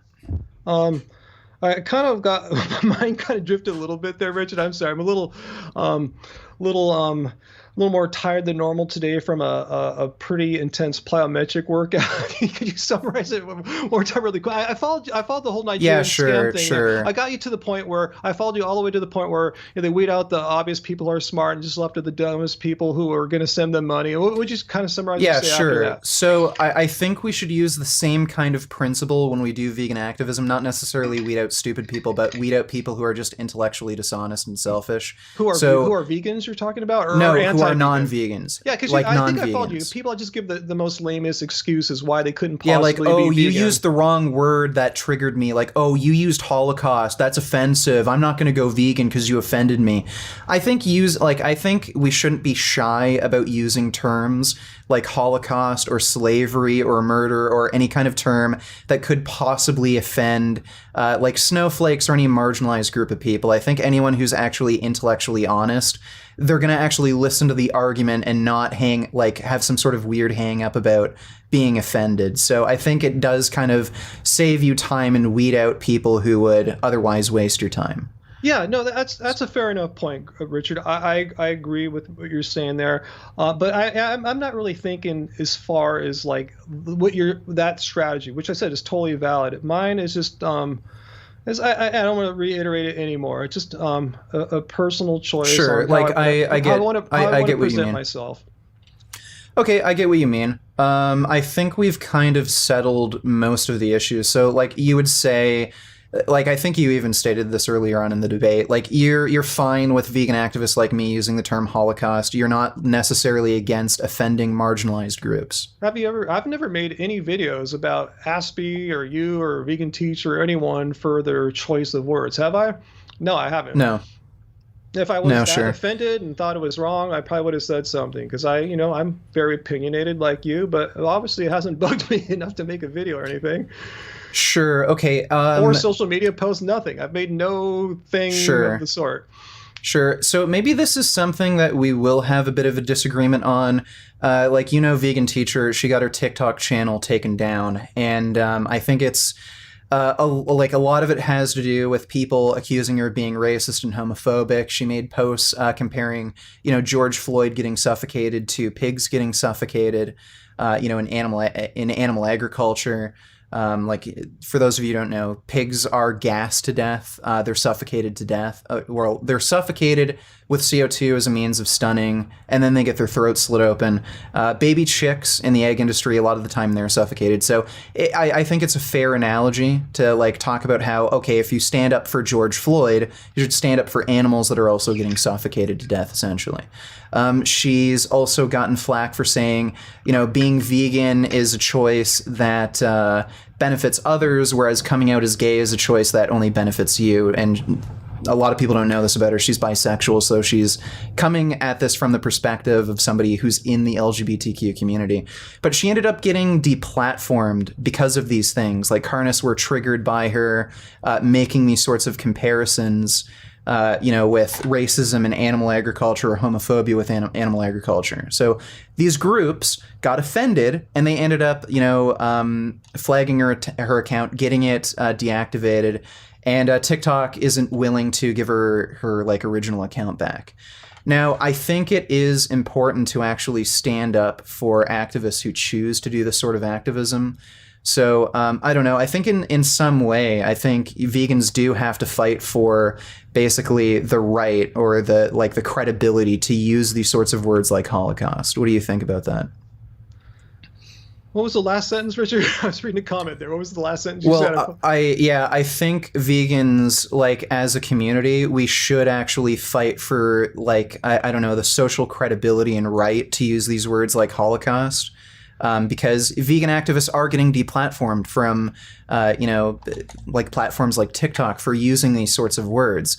And that's pretty harmful. Like, I mean, I think Vegan Teacher had a great message. I think a lot of the videos she made, even though it offended a lot of people, I think it really reached a lot of people at the same time. There's no way she would have gotten so many views and gotten so many likes on her videos, even though, at the same time it got a lot of hate. And I think a lot of, like, I know for me personally, a lot of people who hated me at first listened to what I had to say, and over time they actually got on my side. And I think Vegan Teacher had the same experience.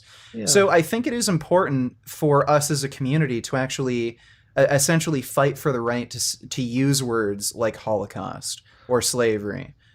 What's your position on that? My position is that, yeah, it's you haven't anti-vegans in the past tried to take your YouTube down before a few times, I remember too, right, Richard? Yeah, like there's been campaigns like I don't know, change.org petitions to take my channel down. No, I thought your channel was actually like suspended once or twice. Oh yeah, past, right? That's because of some idiot YouTube moderation staff not understanding a live stream I did. I made a Patreon live stream where I was criticizing like the slaughterhouse industry, where they were making workers have like PTSD and stuff. They thought I was promoting animal cruelty. That's actually why my channel got taken down. So it must have been some like promoting animal cruelty. Yeah, so it must have been some like Indian guy who doesn't speak English well, who didn't understand like context, and just took my channel down. That's why that happened. thinking out loud saying, but Ryan doesn't want to hurt sensitive people that can't handle sad things. No, that's not what I said. It's just a way of my belief in how I can best present veganism, given my personality, what people see me and perceive me as being. It's just a choice, you know. I mean, Richard, young, rough and tumble dude, you know, aggressive. He's got a great audience that appreciates him for who he is, and I'm not Richard. You know, we're totally different people, but I think and you know, I'm not, you know, Dr. Garth Davis. I'm not vegan teacher. I think we all need to be the best vegan activists we can. Yeah, so all of us, we're all going to get a bunch of hate. I know when she has like, you know, 1 million followers, you know, half of them probably hate her, but half of them are fans. So we need a diversity of voices out there. It'd be cool if there was someone out there that got 1 million followers that wasn't as controversial, but we need the controversial ones too. I'm just promoting diversity rather than you know, homogeny. Right. So Ryan, I'm just wondering, like, let's say my YouTube channel got deleted because I used the term Holocaust to refer to animal agriculture, and because of YouTube's community guidelines, that they see that as offensive to the Jewish community, and they took my channel down. Like, would you actually support the position that animal agriculture is in fact a Holocaust, and like try to have some sort of social change where I can speak on this platform? Yeah, use that terminology. I would if that were to happen, Richard, 100%. I would make a video and many social media posts supporting you and the illegitimacy of such a removal from YouTube. Okay, cool. I think that pretty much sorts out, you know, the differences we've had. I think we pretty much fundamentally agree. I concede that, yeah, there are certain people who would respond better to the way you do activism, and there certainly are people who would respond better to the way I do activism. 100. I still think it is. I still think it is overall better to use terms like murder, slavery, and Holocaust to, you know, talk about animal agriculture, because if we're going to argue as vegans that animals have personhood and they should have rights similar to human beings where their lives are protected, I think we do have to use definitions that are typically used to define like human suffering or human cruelty, like murder, slavery, Holocaust. That's just my take. Obviously, we have a difference there, but I don't know if we can settle that disagreement, really. No, do you have anything else to say? No, I'm completely fine with that, Richard. Like I said, you get my 100% blessings. You know, we've been watching your show since you got started. You know, since we made video when you had like 100 subscribers. We've been watching you ever since. I probably watched more of your videos than any other vegan YouTubers if I kind of do some rough math in my head. So we support what you're doing. You know, okay, cool. I might disagree with how you do some things, but I mean, I agree with your vegan advocacy 100%. You know, but the thing, just because I might disagree with how you do some things, it's going to resonate with other people, and I fully 100% appreciate and understand that. And that's I hope you can. It sounds like you might have some more reciprocation of that point of view now too, perhaps. Yeah, sure. Like fundamentally, the reason I did this debate was because I'm a bit worried about this idea, especially with intersectional vegans. They have this idea that we can't ever offend marginalized groups, and I think it is actually, in fact, absolutely necessary to offend marginalized groups to do vegan activism. So I'm glad that you're not afraid of at least offending some groups of people when you do vegan activism. Like you're fine with using terms like slavery, and you've said okay, if black people are offended with me using terms like slavery, that's their issue, not mine. And I'm glad that you would, at the very least, support vegan activists who use terms like Holocaust, even though you wouldn't personally use it in your activism for various reasons. Bottom line, this is not about egos, Richard. I think you would agree too. I mean, our goal is to get more people to become more vegan and speed up the adoption rate. So the more voices out there speaking to the wide, diverse array of types of personalities out there, I think we can make that happen. At least better than if we just had one singular sort of voice. Okay, great. I think that's really all I have to say then.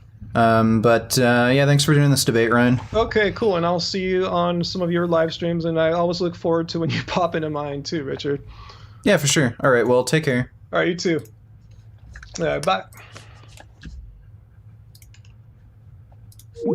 Okay, so what I think I'm going to do now is, whatchamacall, I'm going to open up the Discord. First, I'll read out some of the Streamlabs donos that I've gotten during this debate that was going on, but I'll open up the Discord to anyone who wants to chat about this or chime in. So let's see. Shout out to Monkey Pretzel Bunny Prismo and Finn. Thank you for the big donation, iPhone Musings. Really appreciate that. Yes. As always, shout out to your cats. You have a really funny cat names Monkey, Pretzel, and Bunny. And Prismo and Finn. I feel the love in this debate bleed purple.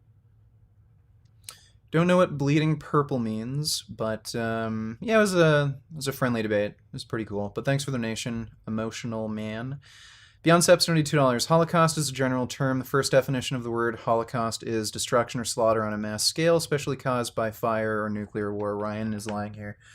No, he's not lying. I don't think he really knows the whole history of the word Holocaust. Like, again, initially the term was a Greek word. I think it was Holocausta or something. And it roughly translated to burnt animal sacrifice. Then I think the first use of the word was was used to describe a big fire that ended up killing a mass amount of people, and then it ended up being used in other tragedies. Eventually, it was used to describe the genocide against the Jews. I think they used the term Holocaust specifically rather than genocide because a lot of the bodies ended up being burnt. But yeah, Holocaust, it wasn't specifically used to, always specifically used to refer to You're way Jewish too genocide. beautiful, girl. That's why it would never work. You'd have me genocidal, when you say it's so over. I think it was suicidal, not genocidal, but thanks for the donation, Adolf Hitler. Jesus Christ. You wanna... This video is getting demonetized before it's certainly now. So yeah, it might have been a good idea to actually bring that up during the debate, but I did make the point. Killed it, Richard. Thank you for the donation, Kenny. Appreciate it. I still feel like I argued pretty well that, yeah, vegans should use terms like Holocaust. I think that overall is a more effective strategy for vegan activism because we're arguing for their personhood. We're arguing that they should have a similar right to life as human beings. If we're not going to use terms like this, then I think it just kind of waters down our argument. But thanks for the donation, Kenny. Appreciate it. So yeah, Ryan did make the argument that, okay, well, because Holocaust is referring to a specific event in time and a specific people, he's not comfortable using it to, talk about, using it to analogize, animal agriculture. I even asked him, okay, Ryan, if only black people were ever enslaved, would you be against using the term slavery? Then he said, oh, I don't have an answer for that. So... I don't know what to tell you there. If you're... I don't see why we should be afraid of using terms like Holocaust, slavery, just because it offends people. Again, if we're going to argue for their personhood, we have to use these words. Thank you for the donation, Nasadarps. Appreciate it. Thanks. But thanks for the donation, Beyond Seps. Let's see. Wayward Hummus donated $2. I agree with your proposition in James Aspie's that we need to use accurate and strong terminology to describe the plight of animals. I don't like pandering to the public and coddling the oppression of animals. That's some political BS that's speciesist. Yeah, I still take that stance. I think Ryan is for sure wrong that, overall using terms like 80 billion animals are killed, that's a better way to argue for veganism in his point of view. I still think we really do need to use words like Holocaust. And again, throughout the debate, it seemed like Ryan was just kind of promoting this idea that vegans shouldn't use the term Holocaust because it's offensive. And I think that's really harmful to vegan activism. We shouldn't have to pander to carnists. We have a moral position, and just because it offends them or they disagree with it, that doesn't mean we shouldn't argue for that moral position. And I know people are going to say, okay, well, Ryan didn't say that. Like, Ryan is in favor of like vegan activism where there's like a diverse strategy. Again, throughout the debate, it seemed like that was his stance. Like, he's afraid of offending people. He doesn't want other activists to offend people. Like, he doesn't want like Angie to say that, his wife. So that's what I was getting from it. Once possible, I say several vegan YouTubers collaborate to come up with a badass vegan super event. Is there already one of those like VegFest etc.? Something like Star Trek or anime conventions? Yeah, there are Veg Fests. I think Toronto Veg Fest is one of, if not the biggest one. They kicked me out of speaking at the Veg Fest because Veg Fest is run by crazy, like, social justice warrior intersectionalists. They accused me of being racist and homophobic some fucking how. Even though now I do, like, porn that's targeted to gay people, which is fucking weird. And yeah, they try to kick me out. They kicked me off of, like, speaking panels and making appearances there. So they're definitely against YouTubers like me collaborating. I don't know of any other like big events. But thanks for the donation, Shalop. Appreciate it. Okay, I'm gonna go take a piss. I'll be right back, and then we'll open up the Discord.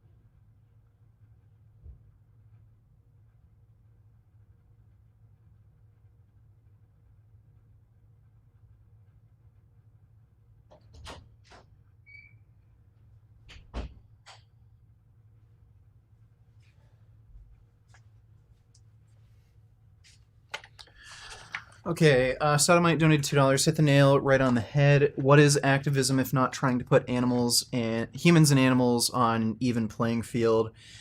And words like Holocaust does that. Just saying animals are killed won't directly challenge what someone's perspective on animal cruelty is. Yeah, I agree. I think we really should use words like Holocaust to put animals and humans on an even playing field. Thanks for the donation, Sodomite. Okay, so we're going to open up the Discord now. I'm just going to change around a few tabs here.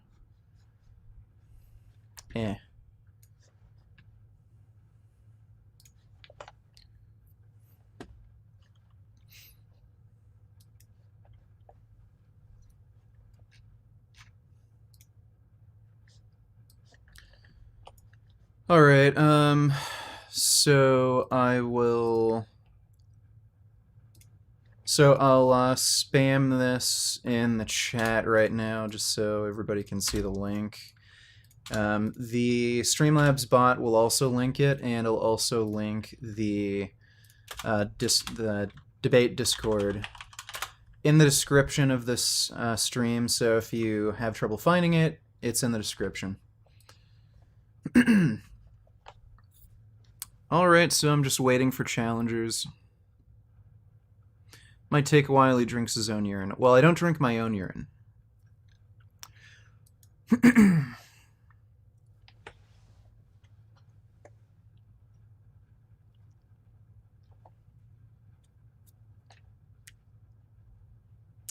Stop spamming the chat, Richard. Well, I'm the only one who can do that.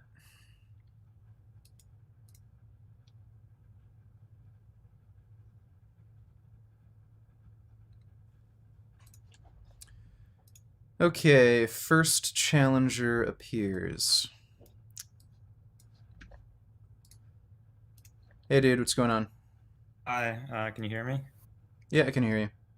Cool. I wanted to ask you about one of the hypotheticals you made with Ryan. Okay, sure. Uh, so you were saying that you made this hypothetical. Let's say there's a vegan activist who doesn't believe animals can be murdered. Would Ryan make a response to that? But I didn't think that was like super analogous to what Ryan's position was because, Ryan did think that animals could be holocausted. He just personally Well, doesn't say no. it. Yeah, well, no. I made that analogy because Ryan claimed that, we shouldn't, like, not all activists should have, I don't know, a standard way of doing activism, or there shouldn't be any standard wording that activists need to use when doing activism. So I made the point, okay, well, if certain activists will take the position that they refuse to use the word murder, or they'll take the position that, animals can't be murdered, would you have an issue with that? I would. Like, I think we absolutely need to use words like murder when we do activism to describe, what happens in animal agriculture. If we use, I don't know, softer, gentler words like killed or other, like, euphemisms, I think that harms vegan activism. Right, but I think it's like completely different if a activist refuses to use the word murder and one that doesn't believe animals can be murdered. And I think Ryan, It is different. he believes that animals are experiencing a Holocaust. He just doesn't want to use that word. So I think like Ryan to that hypothetical could say, yeah, like I totally think we should say something to the vegan who doesn't believe animals should be murdered, but he probably would defend that. Like I know there's vegan channels that are about like cooking, for example. They probably wouldn't go on and want to say that animals are like murdered, even if they might believe it deep down. Do you think that's a problem Right, if they sure. don't? Like they're not necessarily, yeah, I mean, they're not exactly doing activism the same way. Here's the thing, I don't think like cooking channels, I don't think like Instagram pages that deal just with food, I don't think they need to do that. I don't think they need to say like animals are murdered, animals are holocausted. I do think if you have a channel like, I don't know, like mine, like Ask Yourself, like Earthling Ed, I think, yeah, they do need to say animals get murdered. Um, so when it comes to doing animal activism, where you are actually directly engaging with the topic that animals are getting killed, you are directly engaging with the issue of animal agriculture. You absolutely have to use the word murder. So Uh, that's basically what I was getting at. yeah, yeah, I think that makes sense. I was just a little confused with the analogy just because like the difference in believing it and saying it. But no, I think you make a Sure. good point, and I think Okay. yeah, that makes sense. Okay. Is that all? Um, yeah, that's all I had to ask about. Thank you for having me on. All right. No problem. Take care. All right. Hey, what's up? Hey, what's up? Hey, not much. Hey, so something I was interested in, I think you mentioned this during the debate. So he was saying how I guess his whole idea was he didn't want to offend people, and that's why he tries to avoid these words. But what if you're constantly like that's constantly a battle in your head, you know what I mean? So how is he gonna like, let's say you're battling a snowflake, right? How are you ever gonna get that? Like, what if they're anything they say that you say to defend veganism, they're gonna say it's offensive. So how is he gonna get his point across? Yeah. I kind of brought that up a bit with like the Native American example, where just Mm-hmm. fundamentally they have an issue with the idea of veganism. Exactly. That wasn't really drawn out much in the debate, but Mm-hmm. yeah, like you are going to come across people who are going to be offended. I think Ryan did end up kind of like he did end up saying at the end of the debate, like, okay, look, if I was debating somebody who would, I don't know, get offended by something like Holocaust, and like the topic of the debate was like, okay, can animals experience a Holocaust? He would take the position that animals can experience a Holocaust, regardless of whether or not they're offended. So I think Yeah. like at least when it comes to specific individuals, he wouldn't care. But like if we're in a society where at large people would be offended by just veganism itself, Exactly. or terms like murder or slavery, Mhm. we can't appeal to everyone's sensibilities and just say, okay, when we do activism, we can't use words like murder, we can't use words like slavery, we can't use words like Holocaust. I think that really, really damages vegan activism because fundamentally you are arguing for these animals' personhood, their right to life. And if you can't recognize that they're being murdered, Mhm. then, like, what are you even fucking arguing for?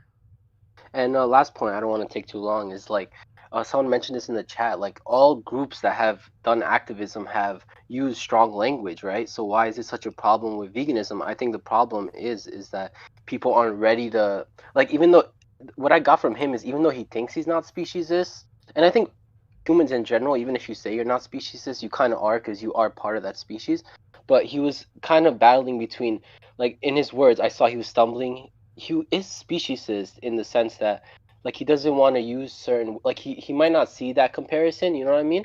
But he still does. So in other like he wouldn't tell Black Lives Matter, anyone in Black Lives Matter not to use a certain phrase, right? Because he's 100% for it. Like he would never debate them, but why would he debate someone in the vegan group, you know? And I get his all his whole side was that let us do whatever, but the fact that these words um are a problem at all, you know? Like I saw it, like you said, he didn't want his wife to use it. How come? You know? But he would never like if Yeah, his wife was a Black Lives Matter, she would never say that. You know what I mean? So yeah. yeah, yeah. All right, thank you, Richard. Good job, bro. All That was right, no great. problem. Take care.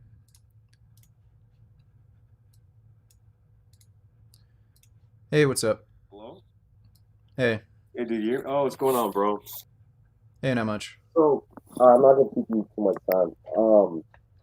So like, do you believe that all vegans should still use the term Holocaust, man? Or did you You sound really muffled. Make sure hold like on? your mic is close to you. You hear me now, bro? Yeah, I can hear you. Okay, better. So, do you still believe, or did you concede on this position that all vegans should use the word Holocaust? Do you still think they should? Yeah, I think they should. Okay. I wouldn't say like I don't know, like I wouldn't take the position where if you don't use the word Holocaust, I don't know, you're not an actual vegan activist or something like that. But Mhm. no, I still think you should. Is there any way you can use it in a different? I know you're not trying to. I know you hate the whole watered down version, but is there any way you could use it that's not Holocaust? I don't know. I don't even know if you can say that because you specifically want to use the word Holocaust. But let's say, for instance, like I don't know, man. I think the way you debate and the way like what Ryan debates, like they're way, I don't know. I feel like if he used the word, he wouldn't use it as effectively as you would. You know what I mean? It's like I don't know. I kind of agreed with what he was saying about like you're the Michael Jordan of what you do. Like I think like Richard, like you are, and you know this dude. Like you could debate God if he existed. You know what I mean? So you could debate anybody, Joe Rogan, anybody. So and I honestly see you standing your ground and doing whatever. Ryan, on the other hand, I think he would kind of like he wouldn't be as steadfast as you are in the same sense. Like he's not as aggressive and he's more of like the cool lax vegan type. And I think if he even used the word Holocaust, I think it would kind of break down the way he like argues normally, you know what I mean? I Yeah, don't know. maybe. You know? So like I don't know, man. Like I think using the word Holocaust, but I think you can use it, but you ever believe in like the droplet effect with veganism? Like, it kind of takes like one piece of information at a time to really get somebody on your side. You know what I mean? And then maybe they'll later adopt like using the word Holocaust, Because I think because there was a point in time when I was in vegan back in like what before 2017. If someone told me compared veganism to the Holocaust, I would have probably got irate and all shitty about that too. But now I can lean more on your side and say, you know what it is. I can obviously say, and Ryan said it too. It is a Holocaust. It absolutely is. And anyone who disagrees is just they're full of shit, right? And I can say that too. But I don't know. I think I like what Ryan said about how he agrees with it, but he just wouldn't use it himself, you know? Right. So I don't know, man. I don't know if you're more lax on it now. I think that's all I wanted to say. But like, are you kind of more lax on it now, or do you still like steadfast think like all vegans should use specifically the word Holocaust? You know? Yeah, I think vegans should. Okay. I wouldn't like again. I would still concede yet. Like, sure, there's an audience of people where they are going to be more receptive if you don't use it. Yeah. But I think overall for activism, yeah, we should. Okay. All right. I think yeah. I can see what you mean though, man, because people don't see animals on the same level as humans at all. And Yeah.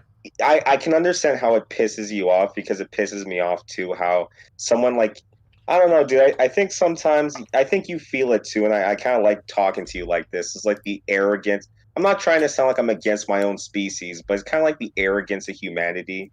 Like we think we're gods or something, and we're still mortal. We still fuck up. Like we shit. We have blood in our veins. Like we're still. You know what I mean, man? Yeah. It's Yeah. like it's to the point sometimes where you think like, dude, we're not gods. We're not immortal. So it's like, I don't know. When a bunch of people look down on animals like there's some sort of lesser beings just because they don't build houses and they're accountants and shit like that. You know, they don't apply the same, I don't know, supplies, productability to our life that, they think, oh, they're not as important. But I can see what you mean with trying to even the playing field. um, I don't know. Maybe by chance, do you think veganism is there yet to where we can start saying these types of things? Like, I think, Yeah. dude, Absolutely. you think so? Because, dude, I think in the Well, we last, have oh, to yeah. say these things. Mhm. Like, we have to say them. Do you think there's kind of like a progression stage? You know what I mean? Like, first we use slavery, then we can use like murder, then we like not like years on we're gonna say this. Like, you know what I mean? Like, let's say in like conversation or something. Like you kind of progressively lead onto it instead of just saying outright it's a Holocaust, and you kind of just lead up to the topic itself. No, like, look, it is a Yeah, Holocaust, and we have to argue for that. Like, that's just what vegan activism is. It's having people recognize that animals are being treated the same way as, like, some of these marginalized groups of humans. mm. They should be given that level of personhood where, they can be murdered, they can be enslaved, they can be holocausted. Now, when you say for vegan activism, like, is your goal to get people? Like, I know your goal. Obviously, you want more vegans. But is it to represent that vegan, or maybe it's a mix of both? Like maybe is it to represent that animals are being treated harshly in some of the same ways humans were like during the Holocaust? And is it also to get people to go vegan? Is it like a little bit both, or are you trying to do one more than the other? Where you trying to create like a foundation saying, okay, animals are being placed in a Holocaust right now, but you should understand you should also go vegan. You know what I mean? Well, I think that's one and the same. Like, if Yeah. you recognize that animals are being holocausted, I think that's literally the exact same as, telling somebody to go vegan. Like, there's only one obvious moral choice. Yeah. All right, man. I think I liked how you guys kind of ended it. I think it's one of those agree to disagree type of things. Like, I mean, Yeah, you kind of. know, because like, I mean, I'm still gonna watch your shit, man. Because like with your I told you this before, dude. Like, I'm way more into the edgier type of content shit and cursing people out. That's my thing. You know, Yeah, I told you about. I don't know if you even remember our call, but I even told you about the whole Earthling Ed thing a while ago. Like, I don't know, dude. yeah. Earthling Ed's fucking great. He really is, but I don't know what it is. But I just kind of get bored watching him. But when I watch your shit and I watch you call Lex Fitness a bitch, like I just think that's fucking amazing. But yeah. Anyways, dude, that's all I had to say. Um, you're still fucking great, so I'm gonna keep you watching your shit forever. So stay alive again, man. Wear your helmet on your bike. Yeah. Well, it's the law here. Yeah. and stop speeding, because I know you're speeding. I watch your vlogs, man. Speeding's fine, dude. As long as nothing's in front of you, you're fine. All right. Well, you have a great night, bro. All right, man. Take care. Take care, man. Let's see.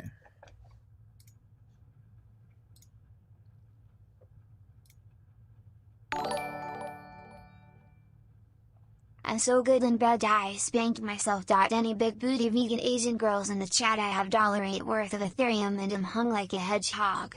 I'll be your stevia daddy if you're into that. We'll also prepare gourmet instant ramen, only the soy kind though. Okay, dude, that does not sound particularly appealing, but thanks for sharing that. Appreciate the donation, Asian ass appreciator. I appreciate Asian ass too. I appreciate all asses, really. Hey, what's going on, dude? Yeah, what's up? Does the topic have to be about the debate you just had, or? No, it doesn't have to be. Okay. I heard you say it was okay to kill spiders because they're carnivorous and kill other animals. Is this correct? Yeah. Okay, so then I guess it's okay to kill cats? Like wild cats, domesticated cats can be vegan. Domesticated cats could be vegan. Yeah, my cat's vegan. He eats a vegan diet. Pretty sure that's not how evolution works. Okay, I don't give a shit about evolution. You can't just Ironically, I feed him evolution vegan cat food, which is vegan. you're basically supporting slavery if you're feeding your cat vegan food. Okay, am I supporting slavery if I feed him any other food like Purina, I don't know, Royal Canin or any food? Does he get to fucking choose what food he eats? Like, what the fuck are you talking about? Apparently... What? Well, if you feed him clean meat, then that would be the best possible outcome for the cat, obviously. Okay, why? There's no research showing that cats eating meat live longer. There's no research showing that cats who eat meat live longer. And even if that's the case, what the fuck would that matter? Any scientist would classify a cat as a carnivore. I don't care. Okay, great. What does that have to do with anything? Wait, so you don't see the problem with feeding a carnivore a vegan diet? No, if it can live and be healthy just fine, what's the issue? I don't even, like, even if it would shorten its life expectancy, what's the problem? You're not bringing any, like, points against that. You're just like, okay, cool, check out the study. Okay, cool, so check out the study, vegetarian diets for companion animals. They go over the research on cats and dogs. There's no evidence suggesting that cats live a shorter life than, you know, on a vegan diet compared to on a omnivorous diet. Because it's only recently that fucking retards like you started doing that. Okay, how am I retarded for feeding my cat a vegan diet if it can live just perfectly fine on a vegan diet? Okay, great. What does that have to do with fucking anything? If they can live just fine on a vegan diet, why would I not feed it a vegan diet? That would literally be like going back to the slavery days, right after slavery started or some shit, and be like, oh yeah, there's no studies showing that not having slaves is bad. It's like the same thing you're saying right now. Literally the same. What the fuck are you talking about? That literally makes no sense. You make it sound like people have been fucking feeding cats vegan diets for like ages. Obviously, okay, they haven't. Who cares? Recent, dude. Okay, great. What does that have to do with anything? Well, all I'm saying is that according to fucking biology and science, what you're doing is super wrong. Like, it's ethically wrong. It's ethically wrong? Okay, yeah, sorry, you're telling me it's ethically wrong to save animal lives? So I should murder countless other animals to feed one fucking animal when I don't have to? From a utilitarianism point of view, I completely agree. It's okay to kill your cat because other animals are going to I'm not killing my cat. I'm feeding it a vegan diet. What the fuck are you talking about? Well, what you just advocated for utilitarianism. That's your argument. And if that was the case, then killing your cat is fine because other animals would survive because cats need to eat them. No, they don't. I'm feeding my cat a vegan diet. He's been vegan for, what, like 8 months now? Like, you're torturing your cat. That's all I have to say. How am I torturing my cat? Define torture. You're forcing it. You're basically forcing a diet that probably reduces his lifespan on average. Okay, provide the evidence. And why would that matter? What? So you're telling me it's fine to murder other animals, but you have a problem with me reducing my cat's lifespan. What fucking sense does that make? Wait, say that again? You're telling me it's fine to murder countless other animals, but it's wrong to reduce my cat's lifespan to save countless other animals. When did I say it was fine to kill other animals?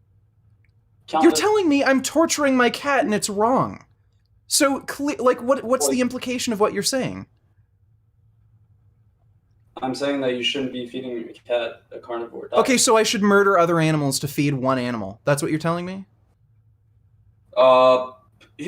No, you should probably just... What are the two choices I have, dumbass? Well, it's either you kill off cats... Why would I when I can feed it vegan? Wait, what? Why would I when I can feed it vegan? Because you can't. Yeah, you can. Okay, dude. Well, you can, like, you've seen my cat in my latest videos. He comes on my streams all the fucking time and sits on my lap. He's been vegan since he was a little kitten when he was only a few weeks old. He's still alive. He's perfectly fucking healthy. We've got him vet checked. He has no deficiencies. What the fuck do you mean I can't feed my cat vegan? I'm sorry, but I thought we weren't doing the anecdotal things. Like, since when do you like doing that? What is that? What do you mean anecdotal? Like, you're saying I can't feed my cat vegan. Well, my cat's vegan and it's fucking alive. Superman and could somehow eat a fucking vegan diet even though he's a carnivore. Like, I don't care about your... Okay, cool. Check out the study titled Vegetarian Diets for Companion Animals. They go over research on vegan diets for cats. There's no evidence that they live shorter lives. There's some evidence that certain vegan cat food formulations aren't nutritionally adequate and you have to be careful with selecting certain cat food brands, but we're feeding him Evolution Max Life vegan cat food. It's perfectly adequate nutrition for him. He has no deficiencies. So tell me, look up Evolution cat food, Max Life. Tell me what nutrients he's missing in that food. Oh, I'll go check it out. You could, where do I, like, what do I write? Evolution Evolution Max Life vegan cat food. Tell me what nutrients are missing in that food. Okay, I'll go do that. But you're fine with killing wild cats. Huh? You're fine with killing like mountain lions, tigers, whatever, bobcats, yeah. For no reason, you're fine with it, right? What do you mean for no reason? To protect other animals? Some people kill spiders for no reason, and you're fine with that. So. What do you mean no reason? Okay, like, spiders kill other fucking animals, so yes, I don't wild care. Cats also kill other animals, so you could kill them for no reason. Yeah, that's why I kill wild cat. That's why I'm in favor of killing wild cats. Right, for no reason. Yeah, okay. What do you mean for no reason? It's to protect other animals. Okay, so why aren't you going out of your way to hunt fucking wild cats then? Well, I don't know, like, there's practical issues. I don't have a firearm. It's illegal. I'd be in jail. It wouldn't really do much. Like, me being one individual person wouldn't have much of an impact, so it doesn't make any sense for me going in jail, not being able to do vegan activism or go on with my life, to kill, like, 2 cats and then I get fucking arrested. It's like what Athene said. Basically, you're making an appeal to comfort, which is fine. Everyone does that. What do you mean an appeal to comfort? It wouldn't do anything, and it would only fucking negatively impact my life and impact, like, my vegan activism. So what are you talking about? Okay. That's fine. Okay, well, tell me this. If you knew that someone, I don't know, a group of people were going to cause... like, I don't know, Donald Trump. Let's say you knew Donald Trump was going to end up killing a number of people because of bad, or I guess he's not the president anymore. Let's say Joe Biden was going to end up killing, I don't know, thousands of people in the Middle East because of his bad politics, his bad foreign policies. Do you have a moral responsibility to kill Joe Biden? Me personally? Well, yeah. I'm basically a sociopath. Like, I think I'm the only sentient being in the world, so you're probably not asking the right person, but... Okay, I mean, you literally just said you have a moral responsibility to kill if something is going to kill. According to your own position, yes. Okay, I didn't say... Okay, look, dude, I never said that everyone has to kill. I just said it's morally good to kill to protect other species. Right. But, like, have you looked up the cat food, by the way? What? No, I will. Have you looked up the cat food? I will after the call. Okay. Do you have anything else to say? No, it's fine. I mean, we all make appeals to comfort, and Okay, cool. So you're whatever. making an appeal to comfort. You won't kill Joe Biden because No, it's just I eat meat. uncomfortable for I you eat meat. to I kill eat somebody meat. to protect. No, I eat Oh, meat. okay. So you're literally just admitting to being an immoral piece of shit, but then you have a fucking problem with me feeding my cat a vegan diet. Like, what are you, fucking retard? No, but I'm a solipsist, so for me, it's not. Immoral. Okay, then why the fuck do you have a problem with me feeding my cat vegan, dumbass? If you believe in solipsism and you're a fucking sociopath and you eat meat, then what the fuck is your problem with me feeding it vegan? Did you just come on here to cry and complain? Is that it? No. Or are you full of shit? No. I personally don't have a problem.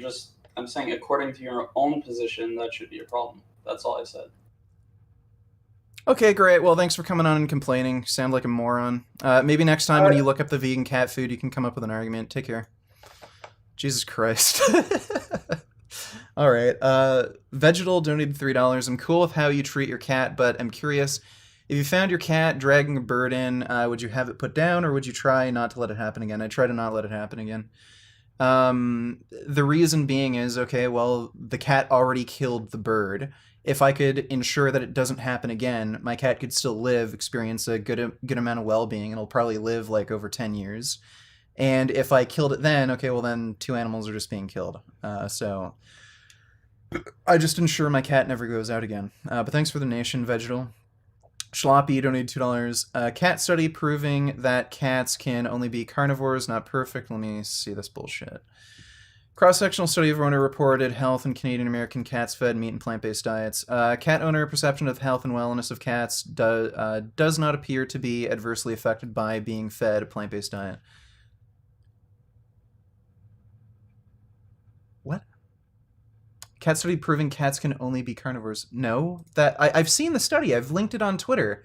It shows that no, owner reported perception of health is the same whether they feed their cats a meat or plant-based diet. What the hell are you talking about? I'll even link the study in the chat. I don't know if that was a typo, but no, this just provides evidence that cats can eat a vegan diet. Thanks for the donation though, Schloppy. Appreciate it.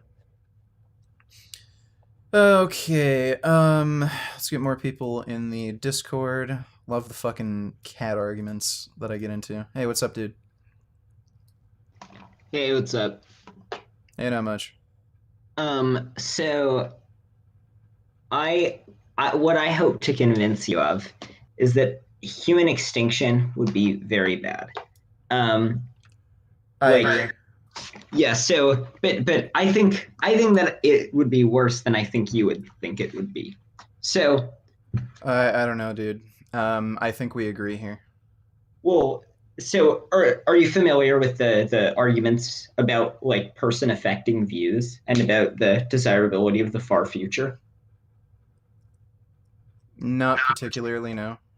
Okay, so the basic argument is that it's not merely about present people, and it's largely that the far future has the potential for large amounts of value, given that the trajectory of civilization has been things getting better and better.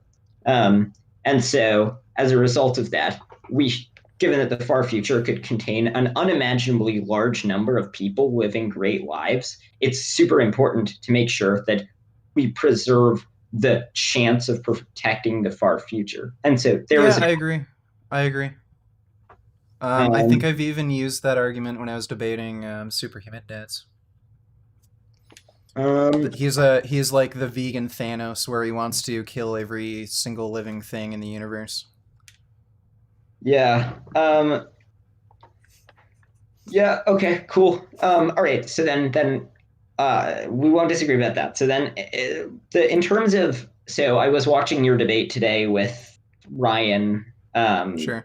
And so you seem to stake out this position that says that the only thing that matters is if you're using the like rhetoric that paints an accurate depiction of the events that are happening, regardless of whether or not it turns people off of veganism and makes people offended. And that wasn't my position. That wasn't my position. My position was it's more effective to use terms like Holocaust.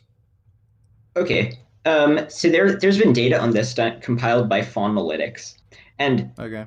Faunalytics has looked at different forms of advocacy and looked at which ones are more effective at convincing people to go vegan. And they found that using terms like slavery and the Holocaust and comparing them to humans are not particularly effective forms of advocacy. And more effective forms of advocacy focus more on, like, show images of the violence to animals specifically. Also, more effective forms of activism. One other fairly effective thing that has had a statistically significant effect is convincing people that it's just fucking gross what we do to animals. Not merely evil, but also just like disgusting. Yeah, I have two things to say here.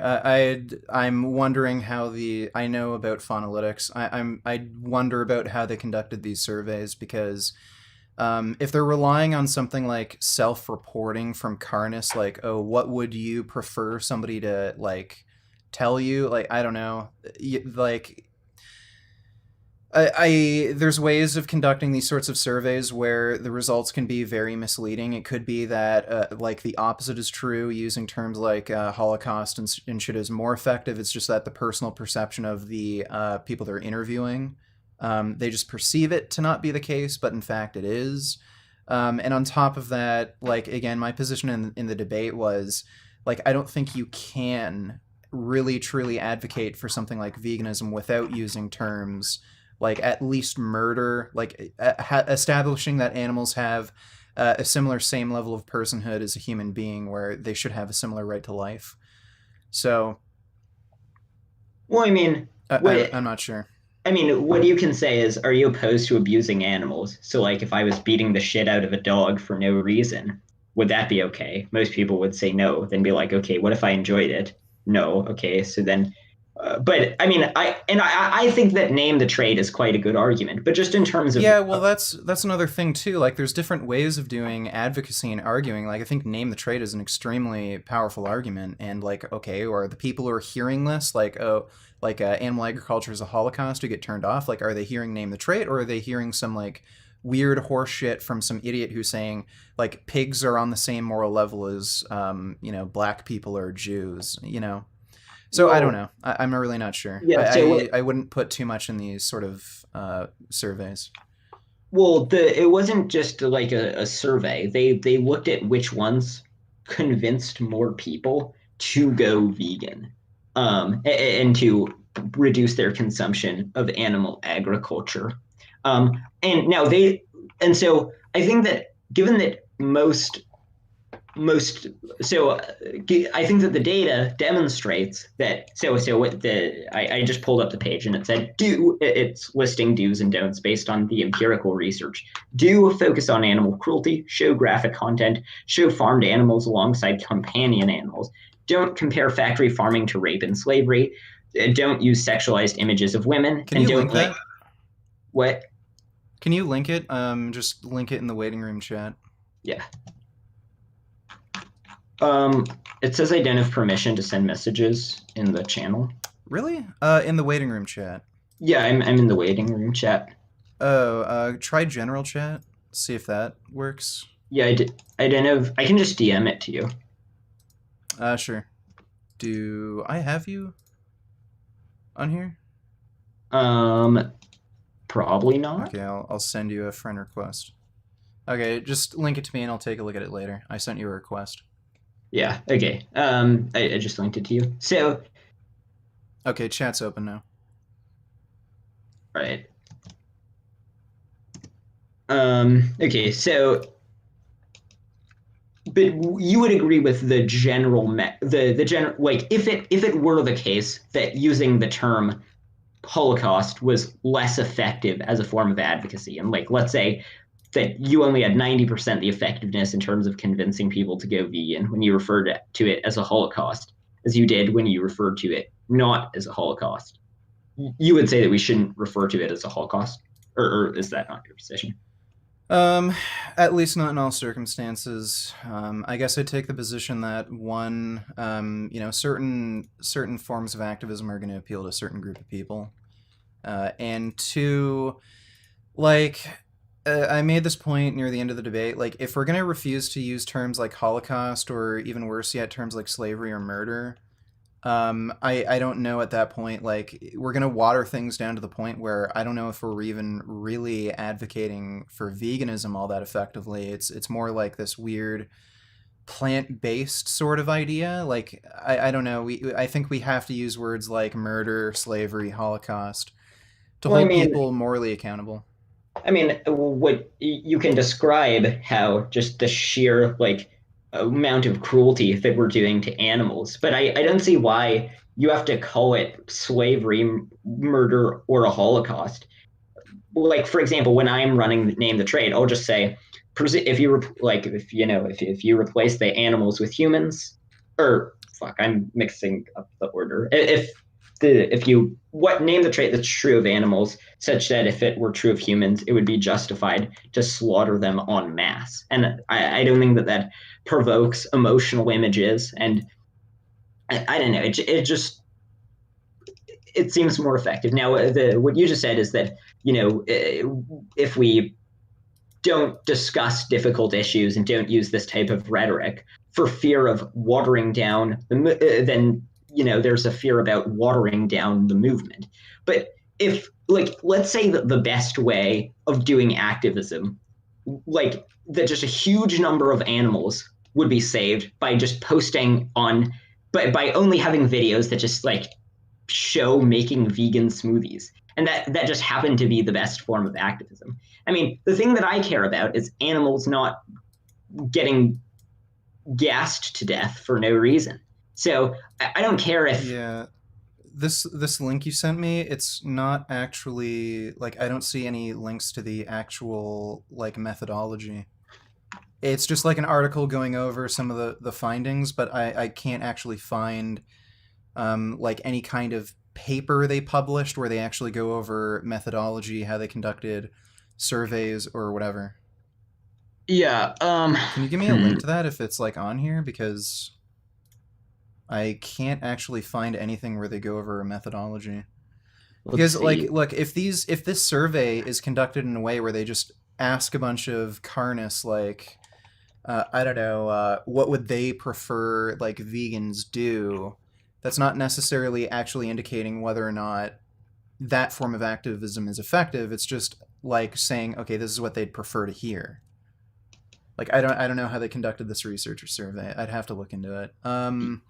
I think so. Like my position here is, I think we do have to advocate for veganism in some kind of way, or else like we're just not actually advocating for veganism. Like, okay, if supposedly if the most effective way to make people eat plant-based is to show smoothies, I don't know, online on Instagram.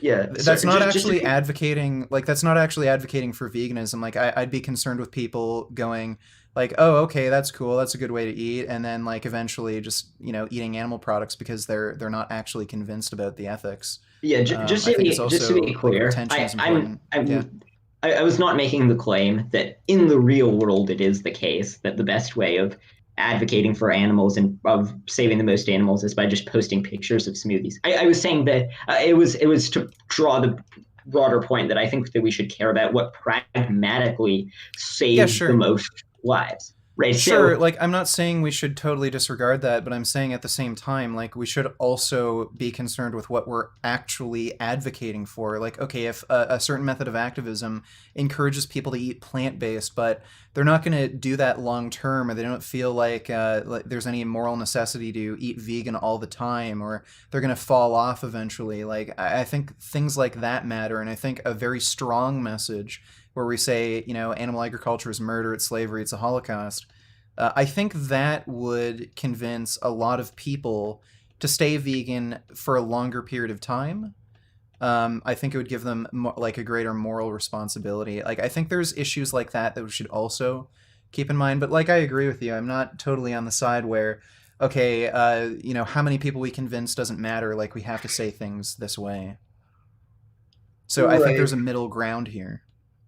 Right. Well, so the position that I hold is that there's not a middle ground. The only thing that we care about is effectiveness. And the considerations that you gave, that you said would sort of supervene on effectiveness, were considerations about how, if we explain how brutal it is, people are more likely to go vegan long term. But those would play into the effectiveness. If it makes it so that people are more likely to go vegan long term, then that means that it's more effective than if something makes people only go vegan for 2 weeks.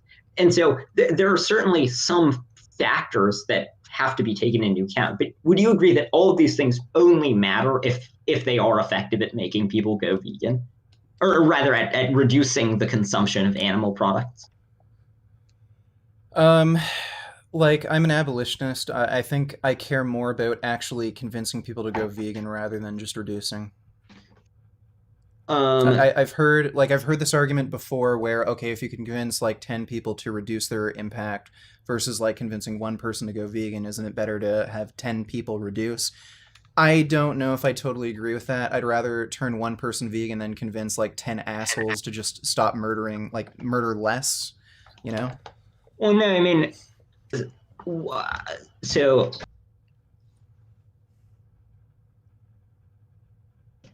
oh, there you go. so yeah, so I don't know why you.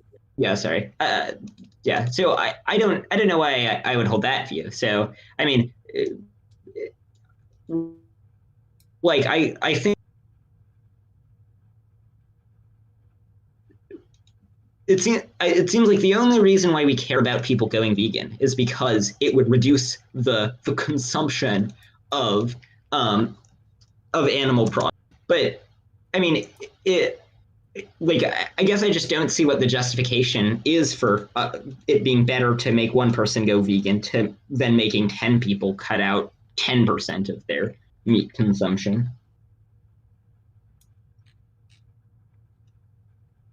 Wait, say that again?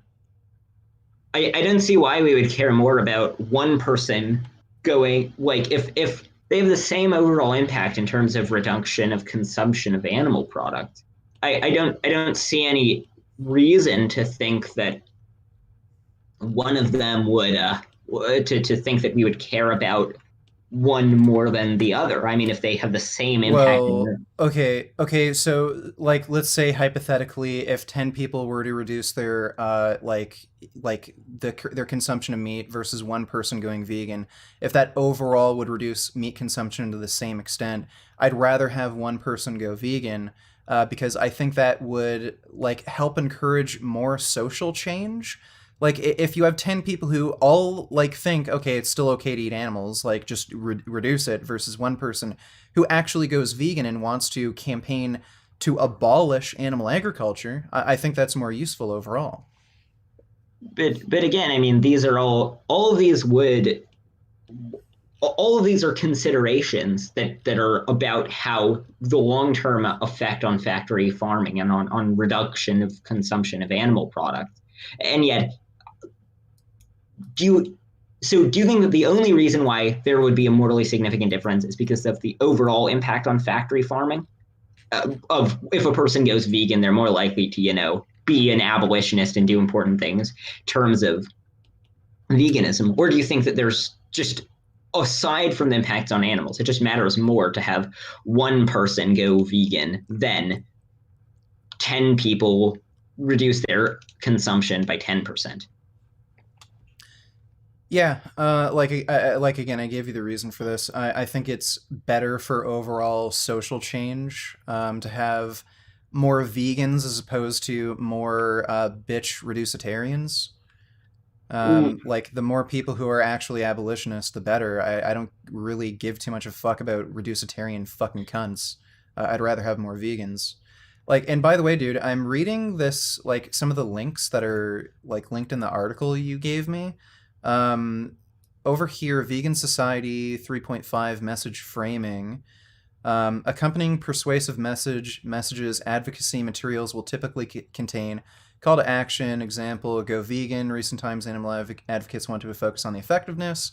Have tested whether some calls to action are more effective than others. Blah, blah, blah. Let me just get to the important part. The Animal Welfare Action Lab found no significant difference between a reduce meat message and an eliminate meat message. Humane League also found no significant differences between eat vegan, eat vegetarian, eat less meat, cut back on meat. Like, it goes on. Basically, it's saying that there's not really a significant difference between these different forms of activism. Like, that's the closest thing I've been able to find with any of the, like, sources you gave me about whether or not talking about the Holocaust versus, like, encouraging people to, I don't know, Well, think about animal suffering. Like, that's the closest thing I've been able to find, and well, it looks like there's not really a that's difference. in terms of the call for action. But so Yeah. I can try to find some of the studies that they're citing and get back to you at a Well, future what I date. want is the funalytic study you claimed, where, you know, specifically talking about, you know, Holocaust, using terms like Holocaust is less effective than, like, just bringing up how many animals are killed in agriculture or whatever. I Well, want to so know, like, how the actual study was conducted, what the methodology was, how the survey was actually done. Like, yeah, I just need the full so paper to, like, let's see. actually assess this. And I've seen Funalytics stuff before. The way they word things and the way they conduct their surveys is really misleading and kind of confusing. Like, there's that one they did a while ago that everyone references to say, like, 83% of vegans quit. It's bullshit, because if you actually read the way they I'm having a conducted the little survey, bit they of weren't trouble even finding the talking study about. that they're referencing. I can find it at some later date and send it and get back to Sure, you. send it to me. Yeah. Just Yeah, one but thing in terms of I'm the really skeptical welfarist of anything versus Funalytics. abolitionist. So there was there's an article that I can link to you that was Sure. arguing in favor of welfarism over abolitionism. It made several pretty interesting claims. One of them was that it said that when a welfare reform happens, people develop stronger cultural identification with the thing that the welfare reform was about, and advocates establish connections with people. And the welfare reforms often snowball, so they go one after the other. And when the media covers those welfare reforms, they're much more likely to focus on the issues that still exist than the problems that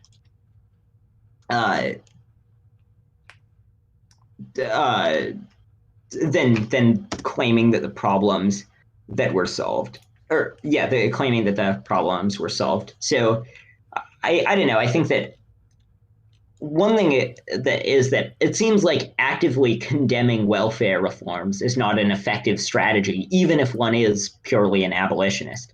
And I mean, I agree. I would be in favor of abolishing the system of factory farming. But the reason I would be in favor of abolishing the system of factory farming is because I think it causes so much suffering to so many sentient beings.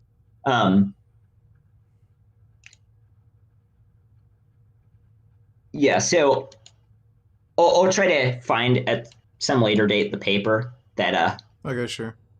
that the phonolytic study is referencing. Okay, sure. Okay. Oh wait, can you still hear me? Yeah, I can hear you. Hello? Hello?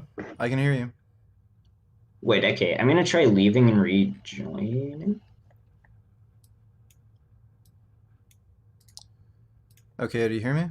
Yeah, sorry about that. Okay. So someone just wait. Oh shit, wrong thing. Yeah. So someone just DM'd me the thing that the phonolytic study was referencing. Okay.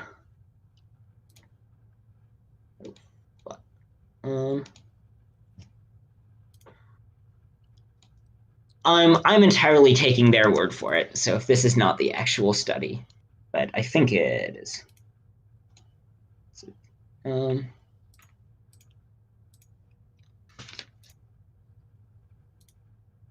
Okay. Link it in the waiting room chat. Oh yeah, sorry.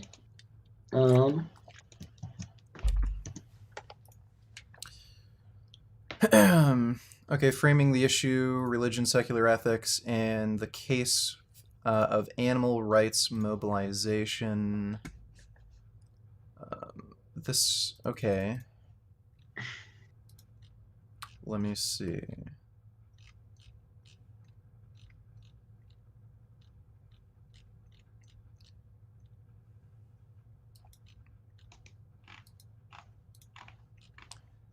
Okay. I don't know if this is what they're referring to. Okay, data and methods. Here we go.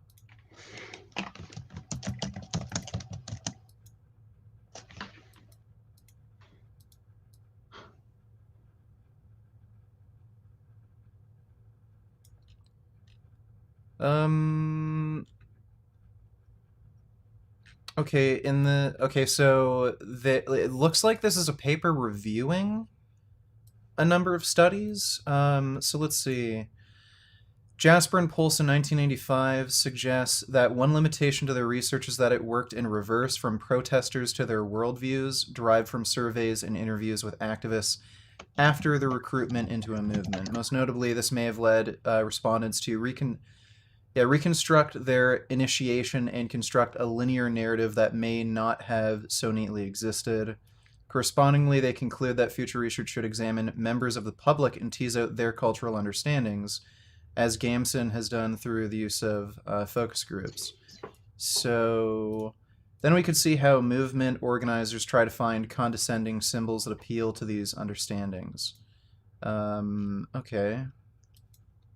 Let's see. I have to read this later, but this looks like they're looking at data from PETA and a bunch of other organizations. I'd have to take a look. But thanks for sending me that. I'll look at it later. I'm going to have some other people come on, though. All right, cool. Thanks for having me take on. Care, dude. Good chat. Let's see. Corona Bro donated $2. You can inject Prismo and Finn with Corona. Bad bullshit as well. No, because they're a dog and cat. And if no, then why not? Because they're a cat and dog. Name the trait of your pets that is lacking in humans. Retard checkmate. They're not the same species, and the fucking vaccine wasn't designed for cats and dogs. And as far as I know, cats can get coronavirus, but it looks like they don't actually get any symptoms from it, and I'm not sure if they are very good at transmitting the disease. And I think there's only one case of an immune-compromised dog that had, like, cancer that actually got coronavirus, but I'm pretty sure normal, healthy dogs can't even get it. So I guess that would be the trait, immunity. But thanks for the donation, Corona Bro. Luna Colby donated $2. That guy doesn't understand that taurine and vitamin A in regular cat food is synthesized and is put in all cat food. This guy needs to do more research on cat food. My cats eat the same food as vegan gains, and its blood tests have been perfect. Yeah. People that have problems with vegan cats are beyond stupid. And that guy was a fucking idiot. The guy was complaining about me like torturing my cat and enslaving it, and then he goes on to say, "Oh, I eat meat. Like, I'm fine. I'm a sociopath." Why the fuck do you have a problem with me feeding my cat anything then, dipshit? Thanks for the donation, Luna. Appreciate it. Sengoku donated $2. Here's a story about two black teens setting a white elderly man on fire. I don't know if it was racially motivated. That sounds fucking crazy. All right, well, kids these days, I guess. Well, thanks for the donation, Sengoku. That's a pretty weird story. Vegan Wiener donated $2. Would you recommend He Shao Wu to fortify my life energy? No. By the way, I hear Doc Testosterone got hit by a bus and died. Is that true? I have no idea. He takes me as the type of person who would not look both ways before he crosses the street. But I'm not sure. I don't know. Thanks for the donation, though, Vegan Wiener. Appreciate it. Okay, let's get some more people into the Discord. Hey, what's up, dude? Hello. Do you hear me? Hey. Hey. Do you have you ever heard about the Venus Project? And if yes, No. what do you think about it? No. Okay. Can you maybe go? Oh wait, is it that I don't know, weird socialist society or something? Yeah. Okay, yeah. I know of the architect who had the idea for it and everything. I've seen a bit of stuff on it. Jacques Fresco, yeah. Yeah. I don't know. He sounds like a smart guy. I think he's pretty forward thinking. I'm he's sure very like smart. I think in the future we'll probably have like a post-scarcity society that's run in a very similar way, but I think we're a little ways away from that. Okay. You think because of how people think today, or because of the technologic? Well, there's standard? definitely a technological component that we're missing for sure. And yeah, I mean, I don't know if society's ready for that. I think technologically and everything, and just because of the way, like how productive we are, we're ready for a UBI, like a universal basic income. We should have a UBI at this point, I think. But yeah, like society just isn't ready for it and stuff. Okay. But yeah, I think maybe in our lifetimes, like when I'm 100 or something, maybe we'll be there. Okay. That's all, man. All right, well, take care, dude. Yeah, thank you. Hey, what's going on?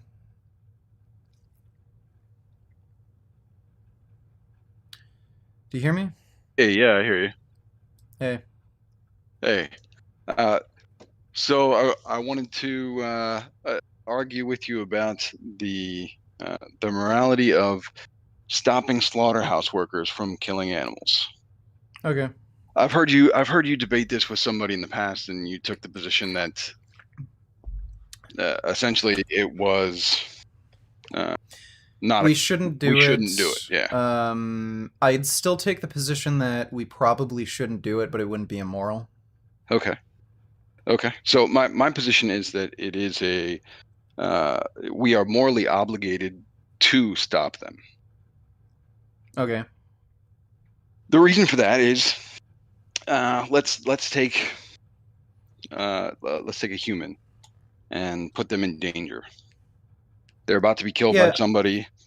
Yeah, I mean, if we run name the trait, right, exactly. I'd agree with you, dude. Yeah. The issue is, for the long-term success of the movement, I don't think it's the greatest strategy. Like, only 3% of people like on the planet are vegan, and then if all vegans end up literally going to slaughterhouses and committing a bunch of massacres, either like all the vegans on the planet will end up getting like shot and killed or imprisoned, and then we won't have any vegan advocates, and then there's probably going to be a huge negative stigma with veganism, and I see that just being a huge setback for animal welfare.